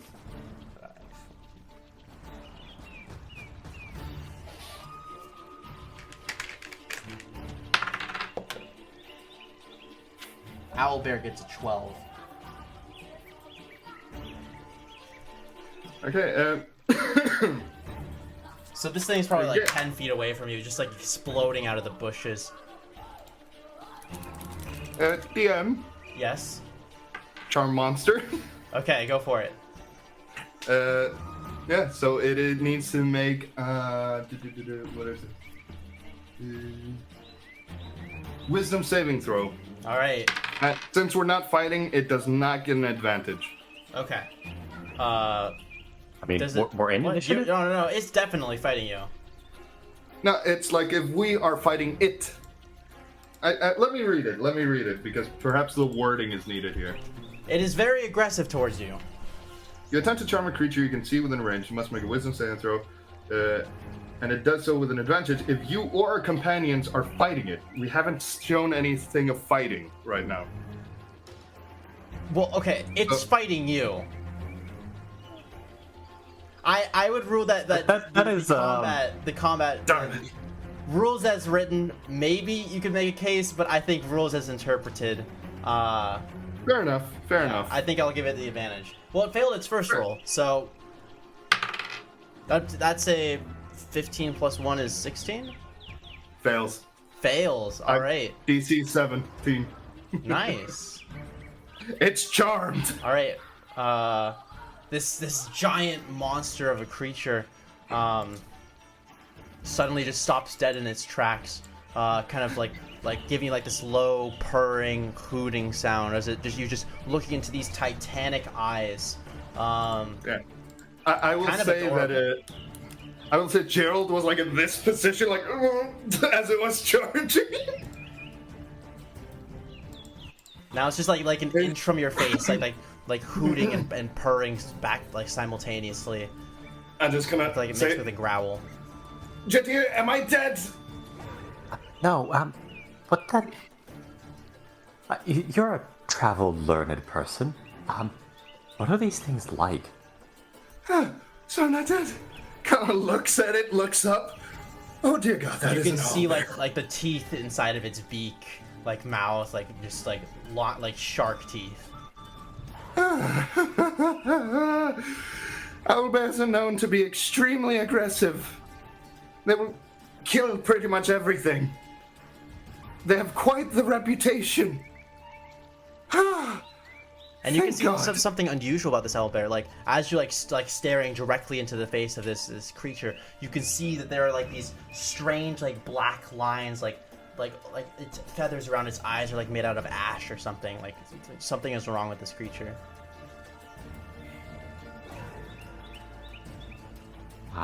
You think it's hungry? Can we both do animal handling? Because I don't think we're that good at that, both of us. You can roll animal handling. What are the what are I'm the not rules of trying to- charmed, by the way? Pretty much charmed is. Oh,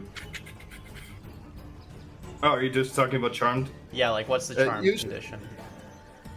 Usually it means you view the person that charmed you. Let me just look it up. Charmed. Because it's usually dictated as you are like its best friend. But that's usually for humanoids. So charm. A charmed creature can't attack the charmer or target the charmer with harmful abilities or magical effect. The charmer has advantage on ability checks to interact socially with the creature. Okay, good to know. Okay, so just try to kill me. Now I just go, do not kill him, do not hurt him. As it like immediately turns away from Gerald to look at you and starts to take a step towards you, Jadir, it stops as well and kind of looks back at Gerald with like kind of like these wide, like adorable eyes, like oh, am I allowed to? Am I allowed to eat him? No, Please? no, no. I think Jadir, what he's gonna do is he's going to conjure a 5-foot cube of veggie patties. Veggie patties? Yes. Yes. All right.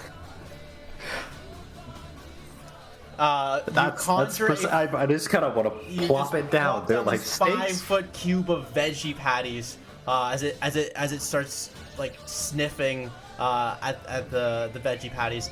Do I get to repeat my save at the end of my turn? Only if we attack it. Okay.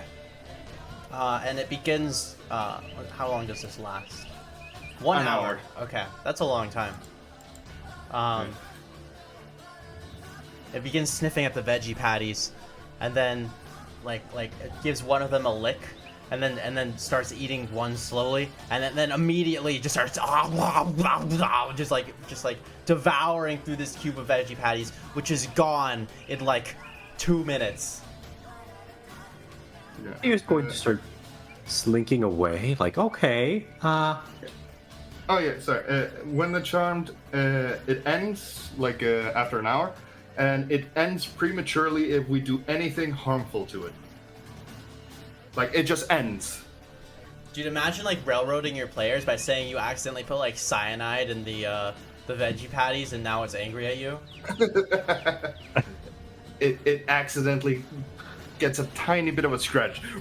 Murder. A mosquito. But yeah, I mean, I will try to slink away. I don't Alright. want to have anything deal with this thing. You don't need to like roll stealth or anything.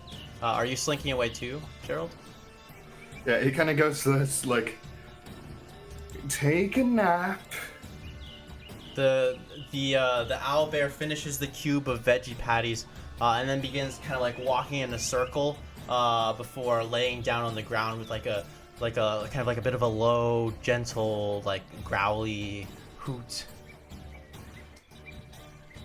I would question if I should take it as a pet or not if I didn't know just how aggressive and territorial these creatures are. And it kind of sneaks It up. like rolls over on his back and like lolls its tongue out to the side. Oh, curse you gods! Why do you tempt me like this? And it's like it has like feathers which are like kind of blowing gently in the wind. Kind of just looks at the deer. I might just pet it once. Then I can say I've petted an owl bear. Oh, just take a minute. Come on, when can you ever say that you've petted a live owl bear that didn't want to kill you right away? I think it still wants to kill me. Okay, I'm going to pet it though. I really quickly just give it a pet and it's like, You go to give it a pet. Make an attack roll. I'm just kidding. aggressive petting. Aggressive petting. You go to pet the owl bear, and it starts making like kind of like these like hooty chirpy noises, leading much more into the owl side than the bear side. As it kind of just like begins like rushing back and forth like with its back on the grass, like kind of like squiggling a little bit, making more owl bear noises, and then like looking at you with these big adorable eyes.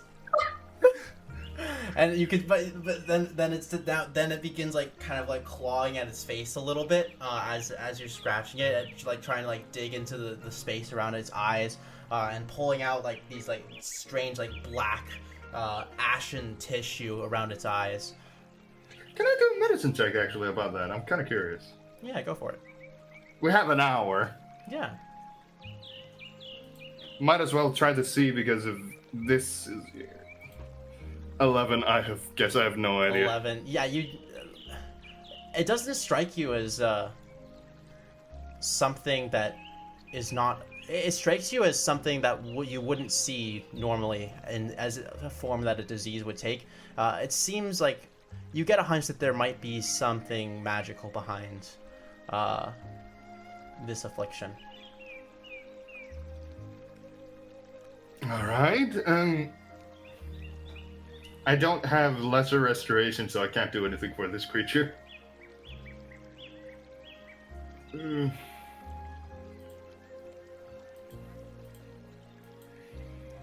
Oh, when you want to help the owl bear, but you know that if you stick around, it will just try to maul you to death. It like playfully like brushes its claws against you and like tears open the fabric of your shirt a little bit. And then it makes like a little like purring whimpery sound, like to say like he's sorry for scratching you. He just looks over. Jadea, please help. I think I'm the one being charmed.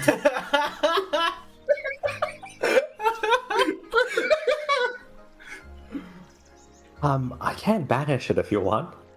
I can banish it. You can just look. I have a very direct way of solving problems, alright? He has I'll make them go away. very direct way. All right. And kind of like leads over. Stay. As you stand up, you say stay, you begin to walk away. It kind of rolls over, like does like a 360 barrel roll to like get up on its legs, and it starts kind of like trotting after you. No. Stay. And then like it like puts it's chin beak like over like on your shoulder, and like kind of like right next to your cheek, and makes owl bear noises. Jadea, help. I don't have the heart.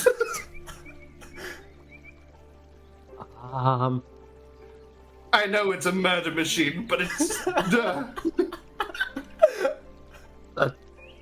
What do you want me to do? Like, dig a hole and put it Just in it? dig a hole and put it in. I don't know what you want me to do. There's a new type of encounter. This is CR30. I mean, I can just command you to walk away from it. Is that what you want? Yes, please. Actually, wait, it might attack you if you do so. We're in quite a predicament here.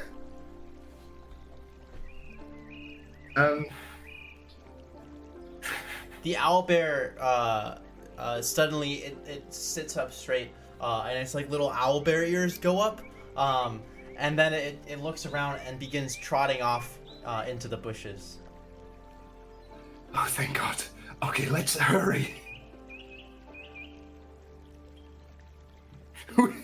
Are you alright? Did you see the eyes? You need to get into the bag. No.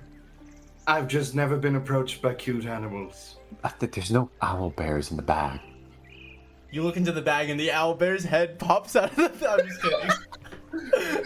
Let's just leave before I get my heart melted by an owlbear. As you say this, the bushes start shaking again, and the owlbear trots back out with a bunch of berries in its mouth.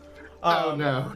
And it's feeding us. It puts like a clump of like 20 like what look to be fresh blackberries down on the ground by your feet, and then it sits down on its butt like with its like front legs in front of it, and it looks at you with big eyes. Why do you do this to me? Why do you do this to me? I'll fucking betray a devil or a noble or whatever the fuck, but this is too cruel.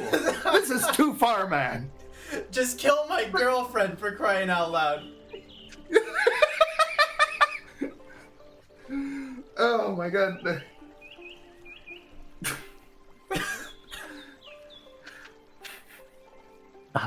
Do you need me to intervene? Yes.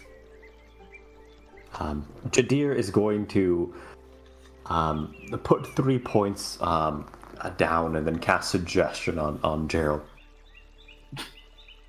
I willingly fail. My suggestion will be to walk towards Majoki. I start walking towards. Start walking, and actually, as you guys are kind of moving along, it's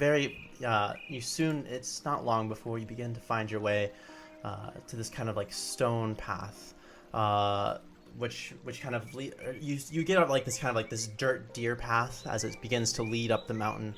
The owlbear is like slowly kind of following you a little bit from behind, maybe sticking its head out of the bushes like a little ninja. As you periodically look back, and you can see the owlbear hooting. But eventually, it stops giving chase. And after several more hours of climbing steps and stone roads, you find yourself in the center of the mountain range. The river meets its crest atop the ridgeline and begins, instead of flowing up against gravity, now begins flowing downward through a series of tiny waterfalls into kind of this very large, wide base and into a larger waterfall down towards this luminescent turquoise lake. There are many pagodas and small wooden buildings with sliding paper doors.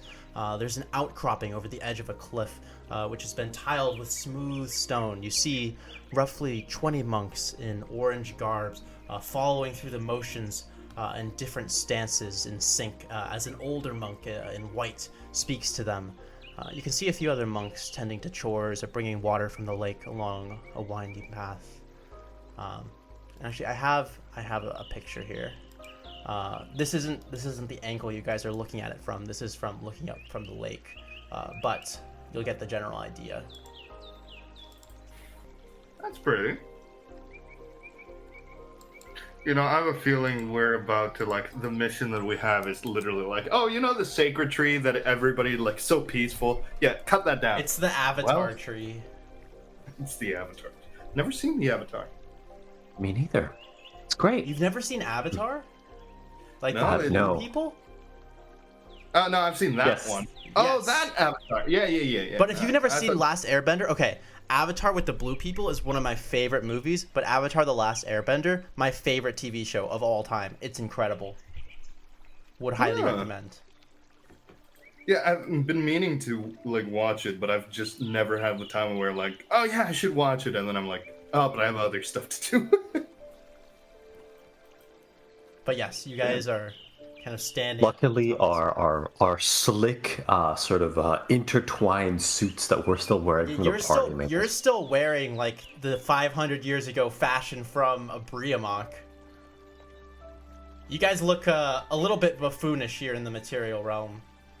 Actually, yeah, real quickly, I did have my spare clothes. Can I just switch to my own like old clothes?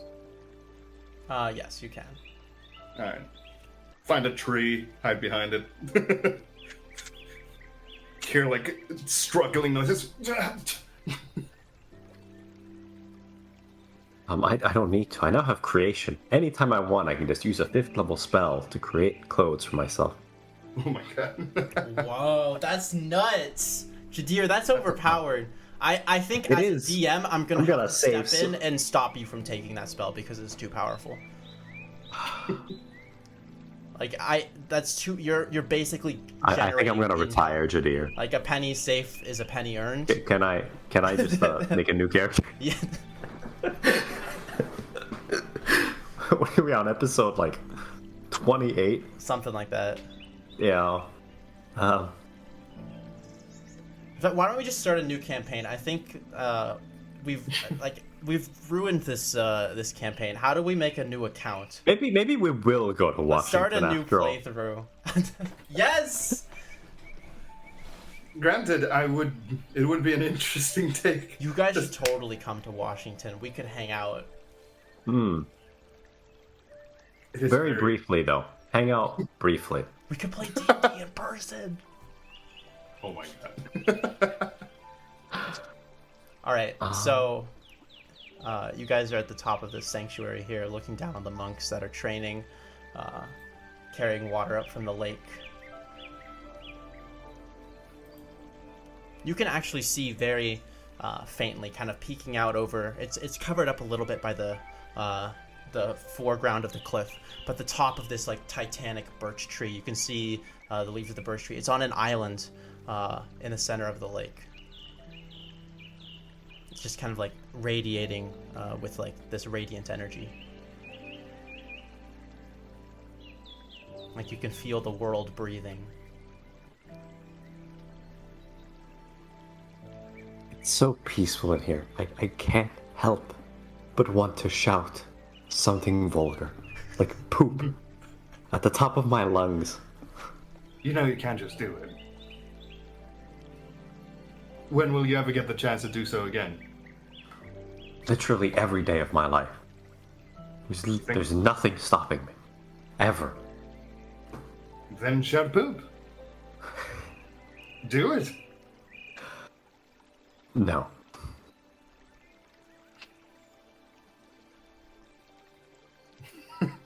Just kind of looks at you expectingly.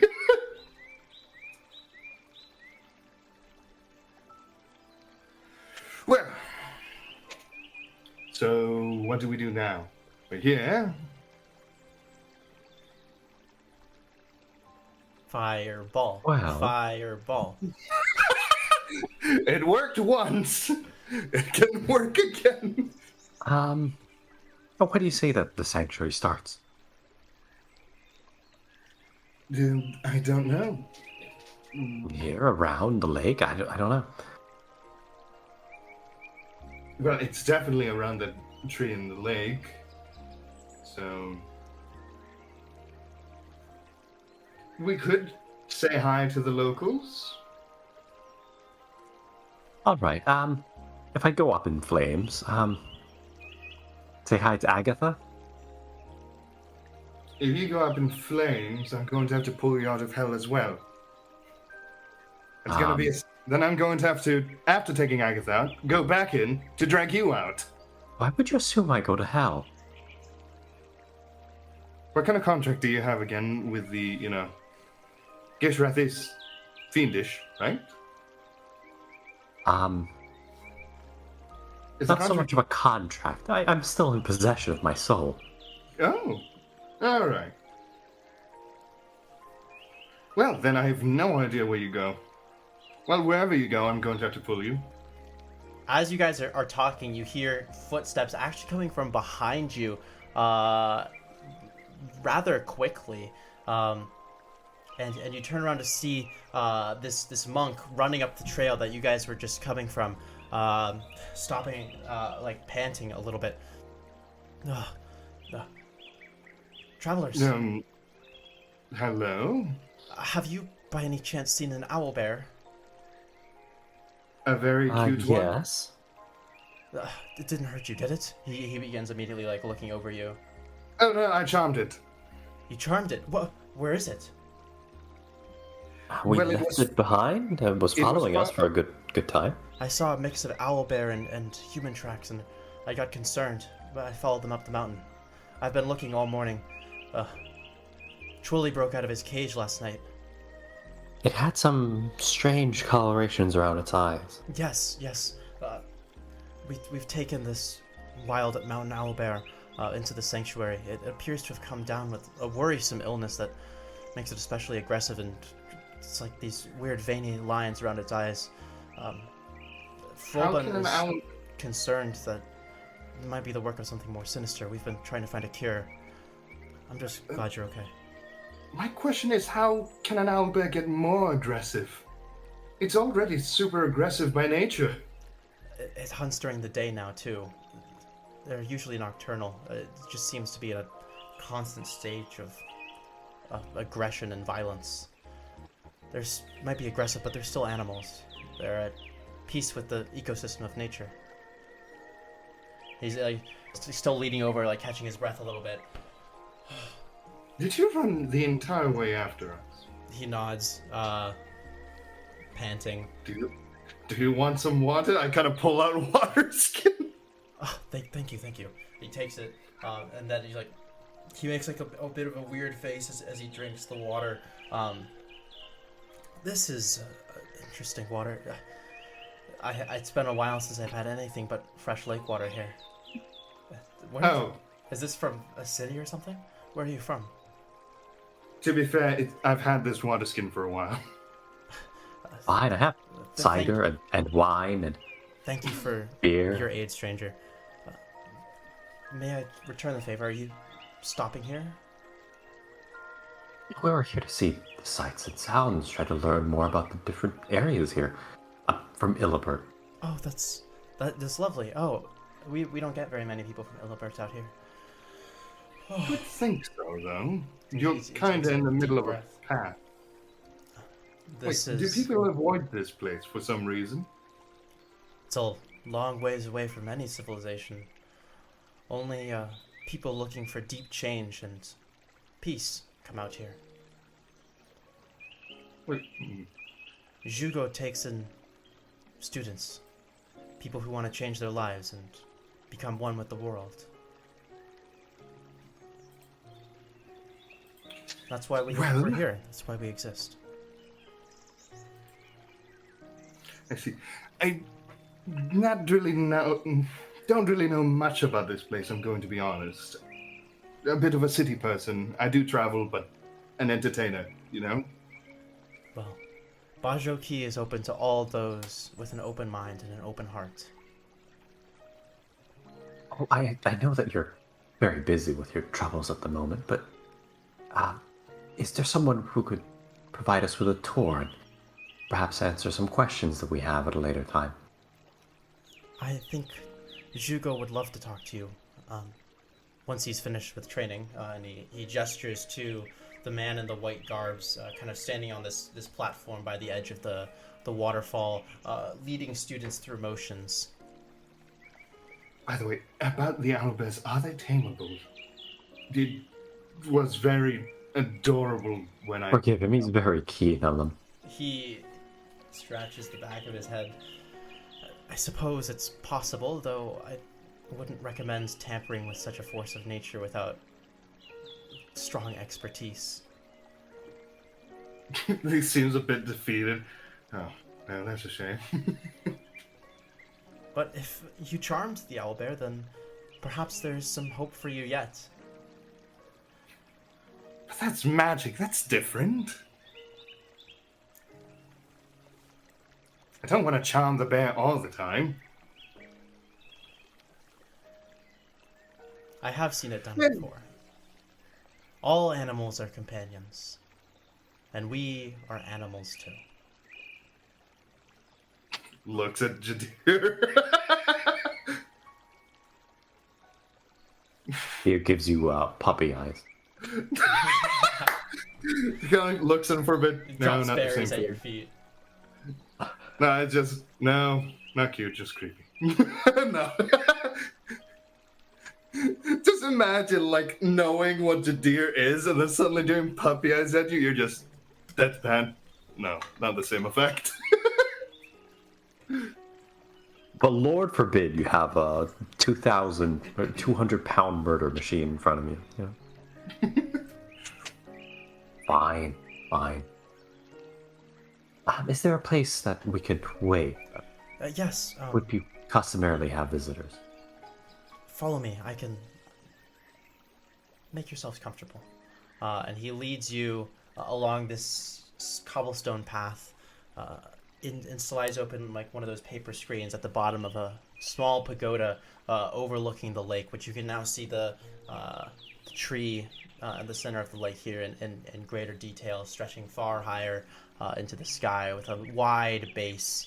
And he slides open the paper door, motions you in. It has like a nice matte floor. There's like decorations. There's a painting or two, and these rolled out mats for sleeping. I take it you've been traveling a long time if you came all the way out from Illibert. No, You wouldn't have believe. no idea. You wouldn't believe. I too came from Illibert when I began my journey to become one with the heart of the world. So, I know the trip. We've had some detours. Ha! It can be that way. It can definitely be that way. Well, make yourselves comfortable. I'll let Hugo know we have travelers. He always loved talking to new people. And he Thank you. does like a hand and a fist into the hand, gives you a slight bow. Yeah, kind of like awkwardly, like, do we do the same? And kind of does the thing. He laughs, seeming rather familiar with the awkwardness of newcomers into this culture, and he says, "It is customary to return the bow." All right, so I didn't do it wrong. You did great. He smiles, closes the door behind you. Do you think it's more like this, or do you, like looking at your deer, like, is it more like this palm closed, or is the palm slightly open when you do this? Like, how do you do it? Well, certainly not like this. And Jadir will morph himself into Gerald, provided that no one's around, and does a Yes. Was I bungles that it up bad? horribly. Was I that bad? Yes. All right. So, back straight. Palm, fist, and palm, and then bow, right? Where, I've seen you on stage. How are you this bad at this? It's different. I'm not used to it. How? I've never been to a place like this. Do you I think don't I go? understand. Do you think I go to places like this that are peaceful, tranquil? No, I bet this place doesn't even have a tavern. Or do they? This might be Well, my. I mean, with my ignorance. provisions, I might as well set up one. You're not right. How many bottles do you have in there? Look, well, I had the space. I didn't think I was going to go through all of them, and, well, the end of my life and all, you know. Kind of looks at it. You wouldn't happen to have the what's that drink? The bacon blossom in there, would you? That bacon doesn't keep well. Ah, that's fair. You know, we might have skipped calling this the bag of holding and call it the bag of alcohol. Well, I'm sure there's still some demonic trinkets lying around. Okay, try not. Every once in a while, just a pair of horns will come floating in your eye. Wait, what? Wait, are you in the bag of holding? No. He's saying that to you. Alright. Anyway. So, where did the horns come from? I have no idea. I've been chucking them out the entire way through that wretched swamp. Every time I see one, out they go. Do you think your bag is leaking from the astral plane? I don't even know if that's possible, but... No. I think it would go the other way around. What? Look, I have this hypothesis that Franchester's weird the bag of holding functions quite similarly to when you wash your socks. Oh no. You see, they just tend to lose themselves by their own accord, and then eventually you'll find them in the strangest of places. Is it that messy, man? We should, like, have a day where we just jump in and clean that thing. Yes, forget about 2 weeks from now when both of us will die and your lover will be cast into an eternity of torment. No, I'm Let's just take being... a moment to spring clean. I'm not talking now. I'm just talking somewhere in the future. Jadir will take a fist into open palm and do a bow. Oh, come on. Have some positivity to it. Plus, we'd never know what we might find in there.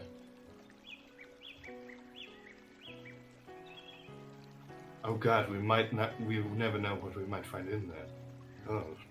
He kind of like seems disgusted now after having the second thought of it. Yeah, you don't know what Actually, you Francesca never is know. there. This weird ass conversation while we're waiting for the monks to come back. So, is there anything you guys want to do? You're probably waiting around here for like 90 minutes or so. Waiting for the sun to set. What would I be doing? Fuck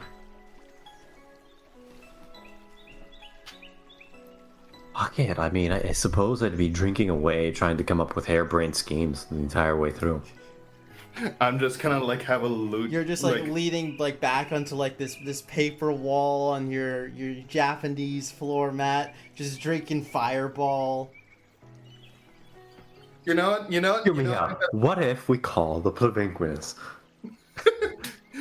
And I'm like practicing on the violin. Well, we've talked about that. I don't really know if now is the best time, like holding the violin like bow.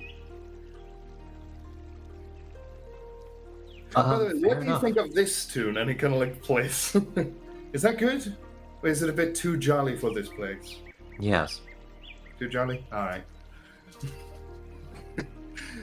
Kind of try this. Yeah, I mean, I don't see anything that we can do at this point. Alright, so you guys are just hanging out here? Yeah. Do I roll performance while I'm just screwing about? Sure. What are you performing? I'm trying to like get the theme in music because this is entirely new to me. So I'm like, it's just all right. Let's give it a try. Trying to just like play Japanese songs by ear. You're playing like the Sekiro OST. No, I think he's trying to match the calmness of the area. Pretty much. All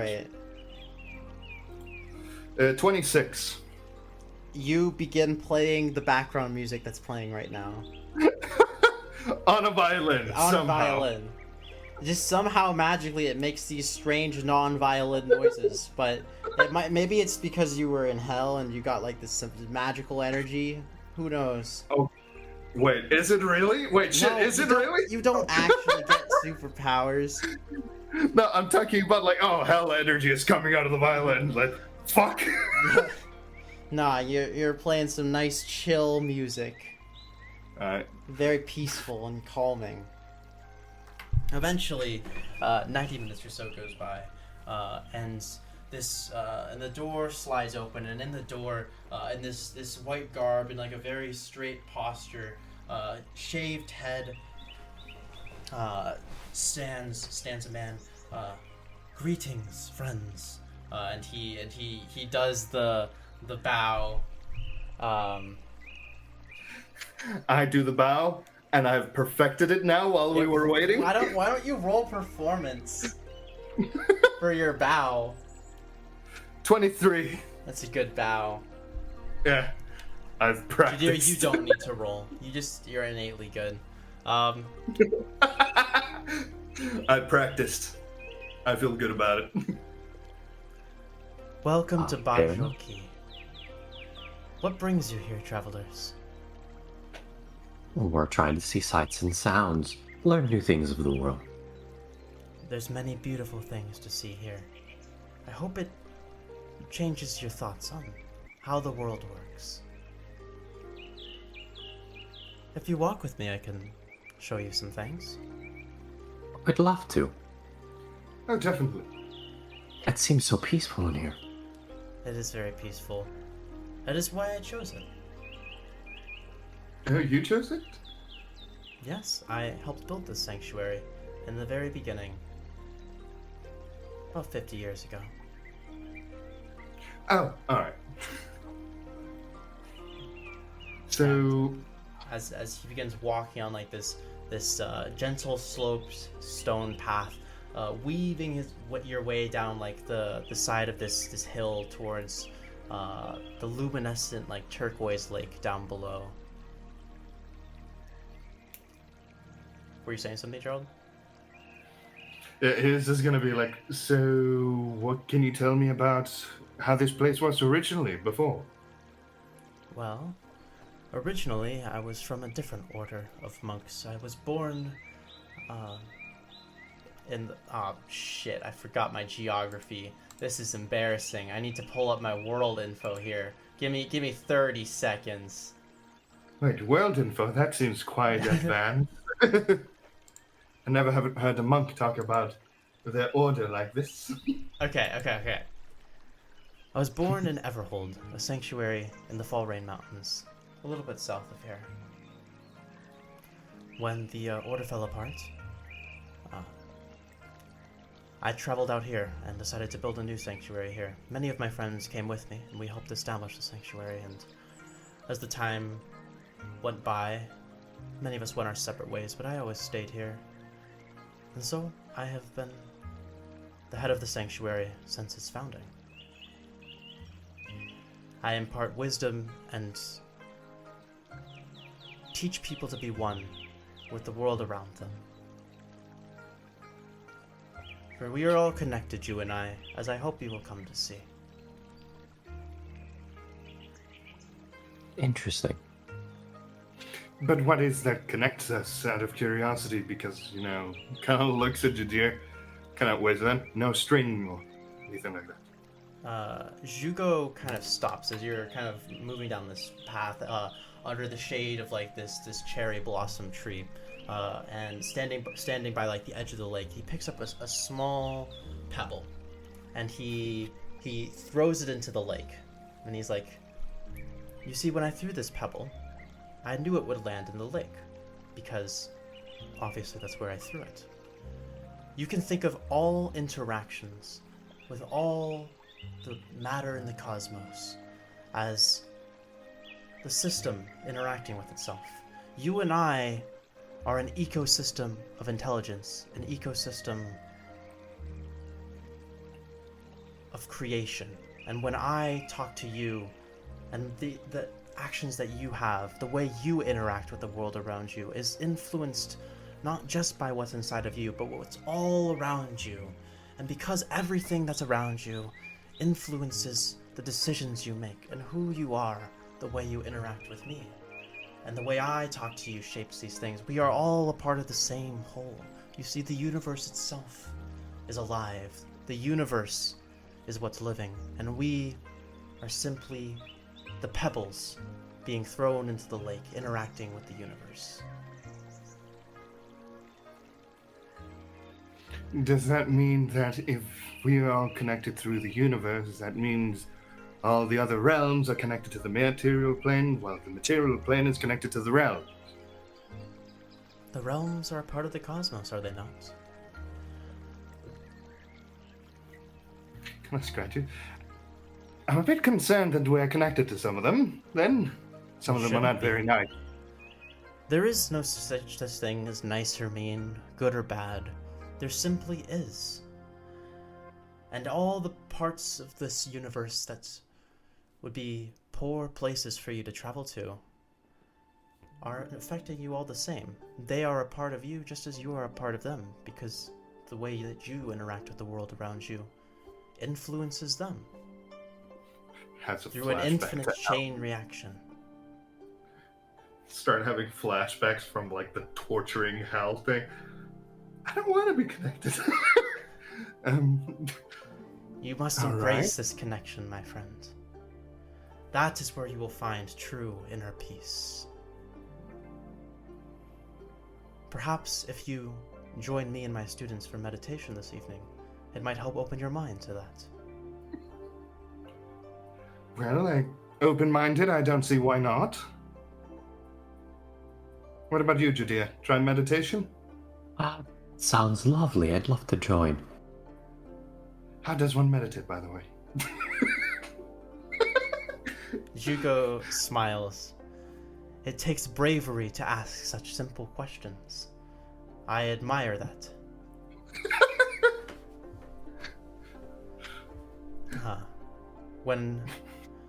Come with me. I will teach you the basics of meditation. Over there. And he points to like the edge of the lake, at the top of like the small little outcropping, looking out on the lake. And he takes you there. And he sits down at the edge of like this rock, which is kind of like a little bit of a mini cliff, about like 10 feet above the edge of the lake here. And he sits down. And he's like, "Sit with me." Oh, all right. He sits cross-legged, and keeps his back straight. And he's like, "Keep your posture up. Open your hands. Rest them on your knees. All right. Close your eyes and just empty your mind. Don't think about anything. Simply focus on breathing in and out, and the pauses in between."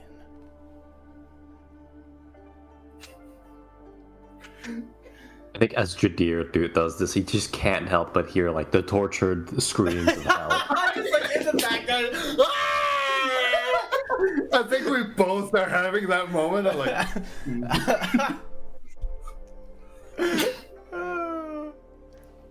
Now let's get some of like Jadir's his subconscious here as we're meditating. Oh no.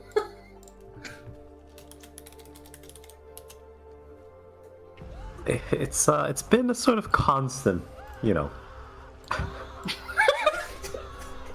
So as we're meditating here, this is what's going on in Jadir's head. And Jugo says, "Empty your mind. Feel your connection with the universe. Be at peace with reality." Be at peace. Oh my God, my face!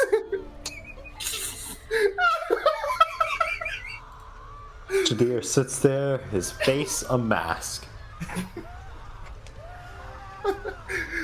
He's reached inner peace. Inner peace. Inner peace. Inner peace. As Jugo talks to you about inner peace and being one with the cosmos, how you are one with everything around you. All the parts of the world that you think are mean are just a part of you, and you're just thinking about like going through like the labyrinth in Mentiri and like all the people getting tortured and how it's all a part of you. When we saw Bob in there, and we're like, Yeah, "Hey, is that Bob?" And we had to keep running. See you, Bob. I don't know what would be going on in Gerald's mind at this point.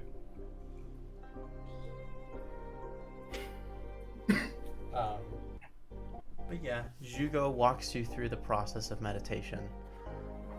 And after about 5 minutes, he opens his eyes, says, "How do you feel?" Does he ask me or Jadir? Well, he seems to be looking at you right now, as you're the Kinda one who good. asked to meditate. Yeah. Are you supposed to feel a bit sleepy? That is very normal in the beginning. Try not to give in, though. With time and practice, you will find that through meditation, you will become one with the world around you. A tree swaying in the wind. Just like kind of that moment of like he's trying his best to understand, but it's like, all right, tree swaying in the wind. Oh, like my teacher. Kind of pops in his mind. So this goes on for a little while, and Jugo walks with you. Is there anything you want to like talk to with Jugo specifically? So,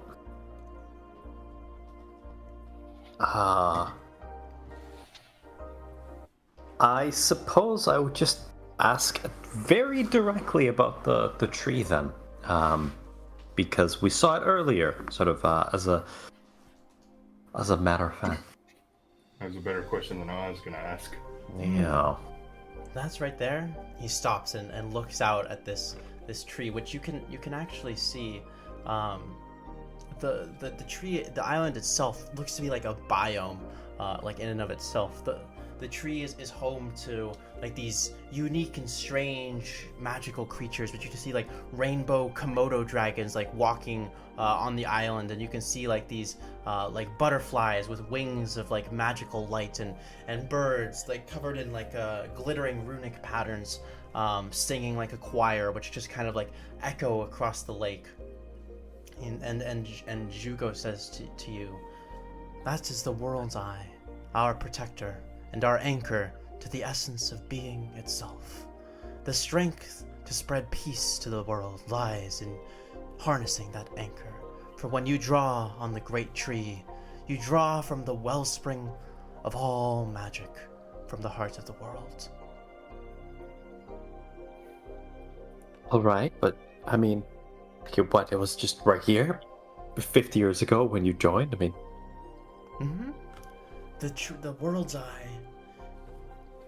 It's a vein from the heart. You know, the world has a beating heart. That is the source of all magical energy in the world.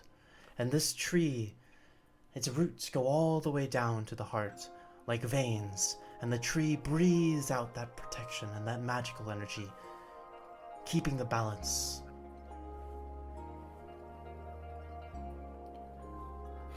It is that energy. and you just found it. I did. That is why I built the sanctuary here. How did it defend itself? Like, there's a bunch of monsters in this world. Nature has a way, friend. Nature has a way. Hopefully not Albus. You I see, seem to have grown up. the world tree, it's like a vent of magic, and that the nature itself feeds off the tree.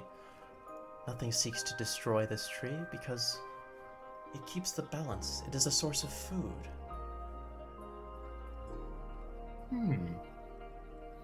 Yes, I can see that. Things eat trees in nature. You see caterpillars eating the leaves. You see birds making their homes in the trees. Things that you might think would hurt the trees. But really, they're just living in harmony with the tree. And there's never been any attacks or anything like that? Why would anyone want to attack the tree? I don't know. It seems, if this is such an important thing, you have to excuse, traveling the world, you see a lot of evil in the world. There is many And evils in the world.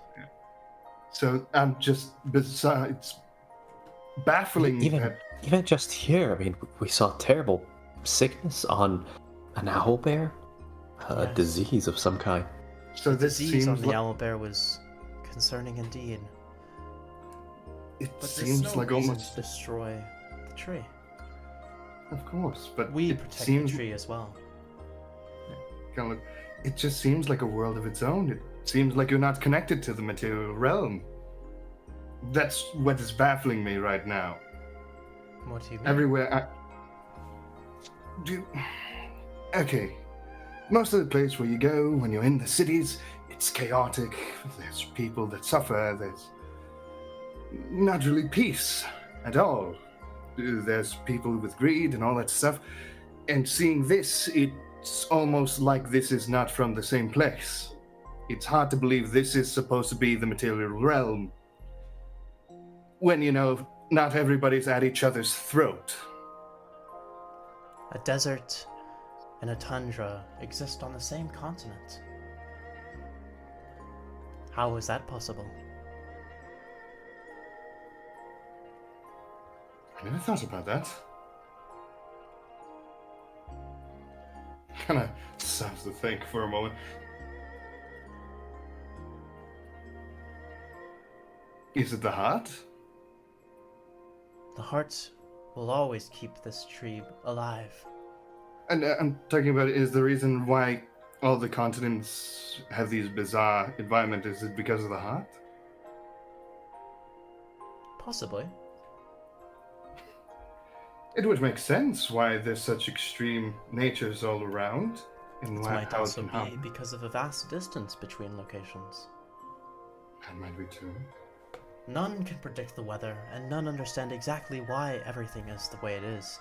But there is a peace in that uncertainty. Judea, my mind is being blown right now. Jadir is just like, whatever. Jadir is making his best to give a very polite smile and try not to think too hard. Fucking Jadir, the very I have a set goal in mind. Gerald, way too open-minded. Just you want to try acid? What does it do? It makes you see these crazy things. Does it hurt me? No. Well, why not?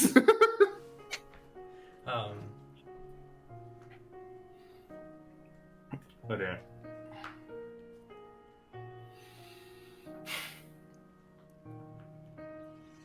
This is a very tough situation.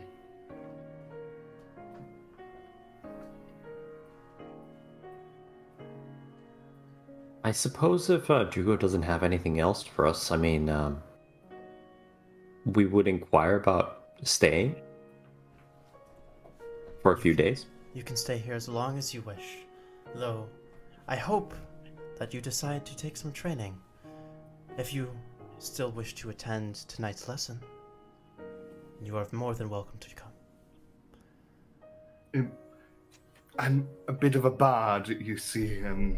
Oh, I don't know. Wait, that works? Like that won't get in the way of the training? No, not at all. And I hope that one day, if you decide to leave the sanctuary, you will spread tales to bring peace to the world.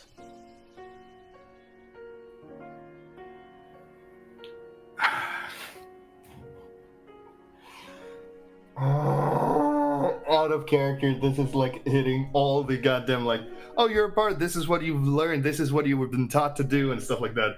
And then with him back in his mind of what might need to happen is just plaguing him so much on his conscience right now. You see Jael just guilty sweating. Jadir is like, so? Are we gonna light it on fire or not? You just say that in front of Hugo.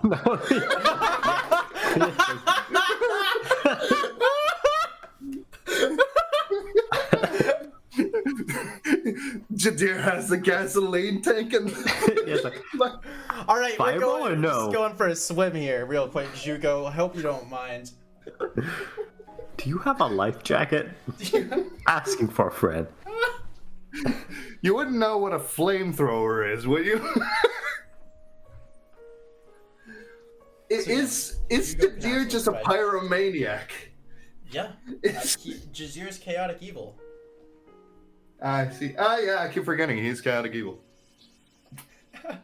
This is canon now. He's chaotic evil good. He switches between. Gollum. Yes, if you wish to spend some time in your place that Jugo would provide the student, you have some space for yourself. There's nothing else you want to talk about with Jugo.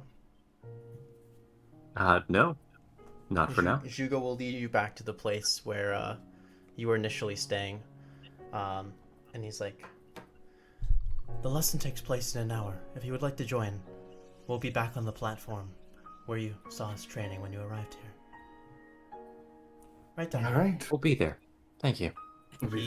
He nods and gives you a bow. And Repeat the same gesture once again. We do the same thing. he walks off.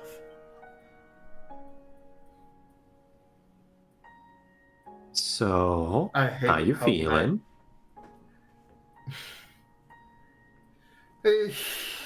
Very conflicted.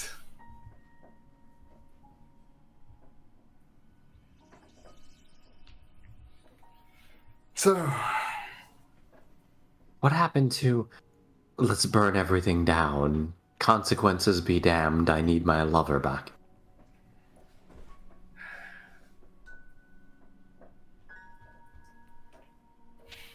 you know that you see that it is weighing him down. Like this is probably the first time he actually sees like a genuinely peaceful, nice place.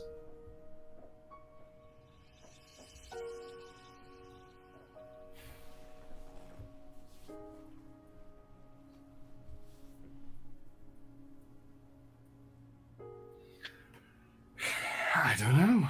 I just...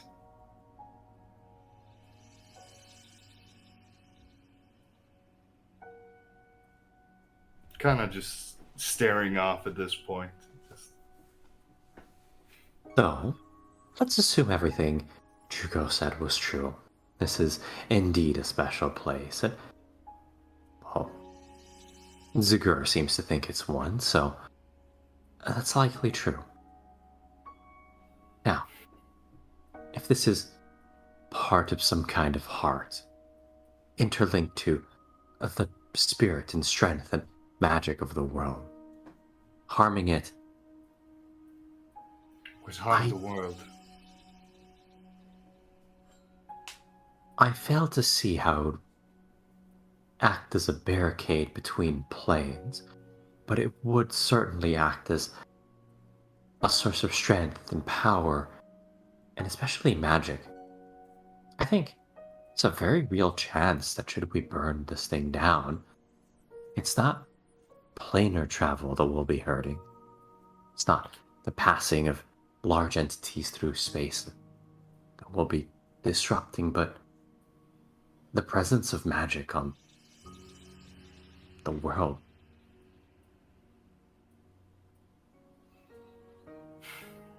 There must be another way. Just 2 cents. There must be another way.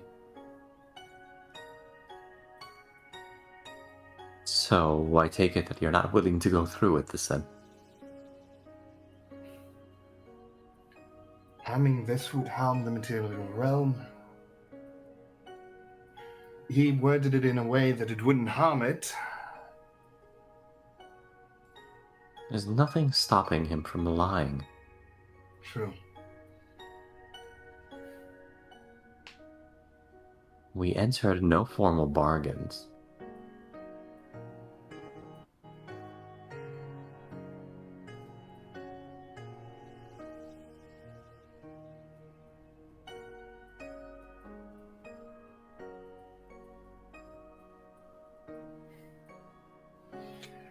I'm a bit lost now.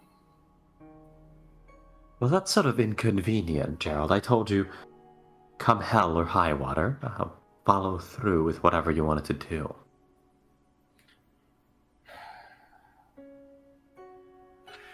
kind of looks at him.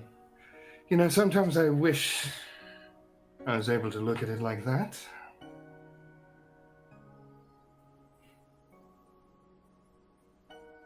How so? I don't know, it just... You seem to have an easier time ignoring others.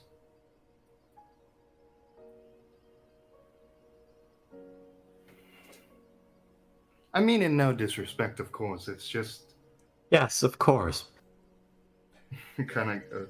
You're a sociopath. No offense. Look, crazy ideas, right? This gentleman, Whitlock, he's gone into pandemonium, right? Mhm. And, well, maybe we can go see your jester friend? I don't even know how that works. It kind of like pulls out the mask, like, hell, this thing, it's been nothing but. Look,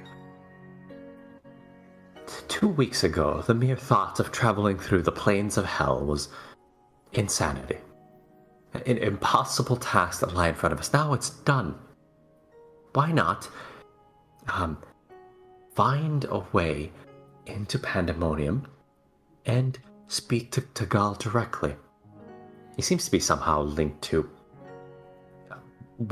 Sid Vosne and this whole affair, right? That's one way. He managed it. You have a strange connection with this mask. Why not explore that further? Whitlock's done it. Why not us? Didn't really like us, now did he? No. Well, me at least. Who has liked us in the past? Really, everybody really is trying to twist our arms, murder us somehow. You're not wrong. Alright, so if you don't want to burn this place down, and consequences be damned, help a fiendish presence become a incredibly strong force in the universe, then screw it, explore alternatives. Then how do we do this thing? Barely even. It's not even sentient or whatever. Whatever it does, it just babbles. It says weird ass shit. Honestly, I'm starting to see it more as a useless item than anything. The last time I put it on, I nearly, whatever you have when you do your thing, that's between you and the mask. I don't care. It's brought me nothing but pain and suffering, and quite frankly, when you have it on, you're an insufferable fool. That you see now the point why I don't want to. All right. Now, But the way you're I right. see it, being an insufferable fool is still likely better than beholden to fiendish presences and entities and...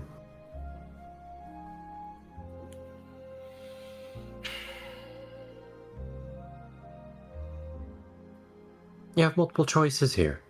Burn the tree down. Destroy magic. Ruin the mortal realm. Then retire. I get it. Fine. Or we can talk to the Plavinguinus. Try to go for a mad, crazed attempt to control. I don't know. It's a long shot. We can chase down your island, your mysterious presence of explorations of the various aspects of reality and its realm and whatnot. Perhaps it has more answers. I can't tell. We'll leave the Plavinguinus as the final plan. I'll try to see if I can contact him somehow. This island of yours seemed important. It just seemed like storytelling, a library of some sort. doesn't seem like it would connect to much. Half a day ago, you were just presenting the idea of waltzing several hours into a mundane library in an academy as a valid option. Are you telling me an island with mentions of the world tree and whatnot, and now we're here? It seems like at least an option worth considering.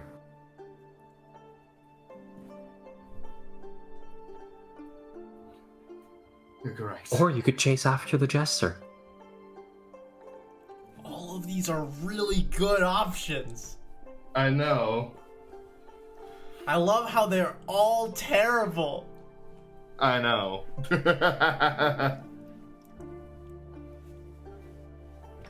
But let's be fair, we're kind of grasping at straws. We have no allies, we have nothing going on. We have so much going on. Are you kidding me? I presented you with like 4 really good ideas about doing Which stuff. is the same thing as pressing the mad button. They're all mad. It's D&D, man. Alright. When shit hits the fan, what do? What- Close your Option eyes A- and pick a direction. Option A is mess with the state of souls and or kill magic. Explore a library. Talk to a deranged astral sea serpent with teeth.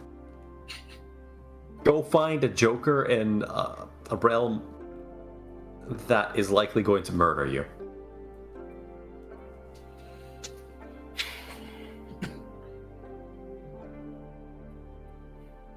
Or you could just meditate.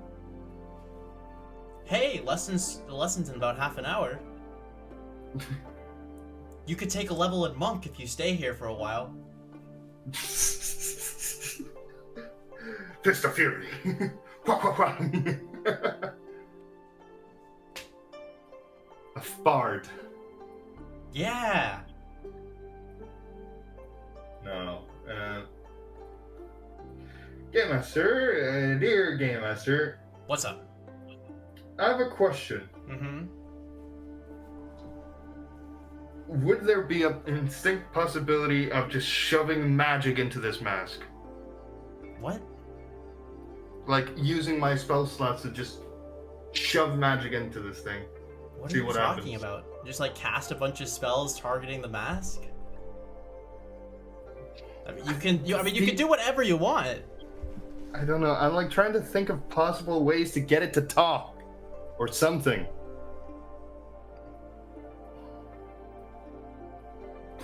It's a mask, Gerald. Yes, a strange ass mask. It's the only connection that we have to this thing. Do you want to end the session here and think about what you want to do? Yes. I'm so fucking stumped right now. I have no fucking idea what to do, where to go. You've twisted my morality in 5 different ways. Before you head into that direction, just do note that creation can, in fact, create material like gems and other materials that are precious, which you could then use as components for legend lore, True. thus bypassing the requirements. Require me to burn through a metric fuck ton of slots. But yeah, I mean, I'm burning off Is of spell creation points. wit plus long rest infinite gold generation? No, because they only last for a certain amount of time. But who cares? A spell Ah. consumes them. Yeah. You And, technically would only have to create an instance. Technically, I'm coming off of spell points and not slots here. So there's nothing stopping me from just burning everything on 5th level slots. Technically. Yeah. But yeah, technically you would only have to create an instance worth at least 250 because that's the only thing it consumes. Of 250 gold pieces. You actually still have the 2 ivory strips. Because 4. Because last time it seemed that bits of ivory from the mask were being stripped off as components for the spell when you were channeling it as an arcane focus. Okay. Well, Is there something you would like to legend lore? Void Core. Void Core. What do you say? Void core, Jester? What do you want? I want. God. I kind of want your opinion here because there's so much I want to do, so I want to hear what you want. But I kind of am of the opinion that. Look, I have 10 million harebrained schemes I can always come up with. But this is more about, like, Jadir's going with whatever Gerald wants. I'm just, like, throwing shit at the wall and seeing what sticks. So, personally, if you really ask that question, I'm mostly in favor of getting to your fucking island.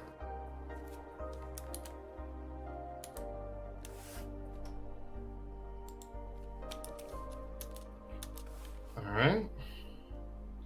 There is a downside, though. We still haven't long rested, and remember, that's when I used it. Well, it's evening time, so, do some meditating. Do you not have the slot? No, because we haven't long rested since we last used Legend Lore. Ah, so we're limited to Legend Lore once per day, then. Pretty much. Even if we don't have the gold requirement. Poop. Pretty much. Even if I want to. Yeah. Well, those are all my crazy ideas. I like Face off. No, you didn't. You're saying they're all terrible. I know, that's why I like all of them. I dislike them all equally. Nah, jokes aside, they are actually really good things. It is less me as a player having issues with this, it's more just thinking of how the fuck would Gerald handle this, because he is innately a good person. Like, yeah, you get what I mean. Fuck off. Here we are, willing to burn down this tree. Well, he was more willing when the devil explained it as, oh, there's nothing important about it, really.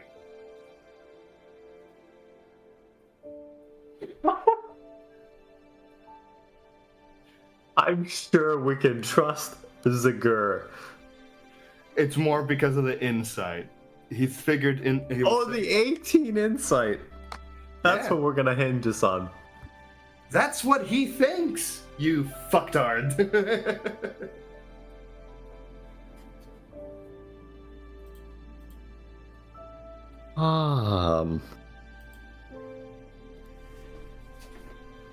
So what's the plan? We'll see what the plus 12 deception that he has or something is.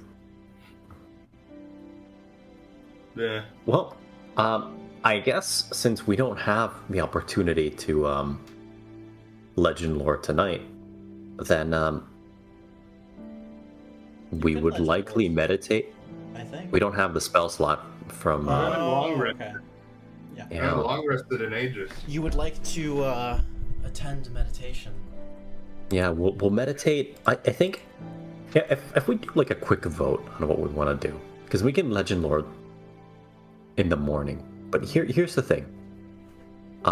My number one would be try to go to the library. The Pandemonium plan is somewhat harebrained, insanely dangerous. Even Sid Vosne is saying that risking Pandemonium is insanity. So, just saying. That one's maybe a little bit of a far shot. And the last one of leaning on the Plevinguinus is I don't know. Probably not that great. I will warn Most you, likely- it is likely going to take you at least a week and a half to go from here to the island. which is the point I was trying to get to. But that's fine. We can come up with something for that. You guys have a map, don't you? Like a map. Yeah, and Yeah. I mean, it's not even that. Like, it's a rough trip. Jadir has been schooled on this kind of shit. It's in the year where he grew up, so he would unfortunately, despite trying not to pick this up in school, have learned it. It is dangerous. It is a dangerous trip. But how much more dangerous could it possibly be than descending into the Nine Hells, right?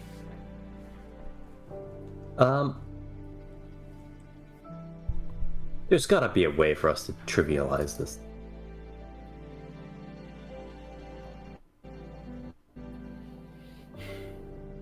I have no fucking idea. I am so fucking lost right now. Well, I mean, you have a... I know, I have options, I know. It's just, I'm trying to think, like, how would this connect? How could we use it? And I'm not connecting any dots here. Well, I mean, we can... I mean, it seems like this is a good place to end, and you'll have, like, a good week to think about how does Gerald feel about it and where he wants to continue with it.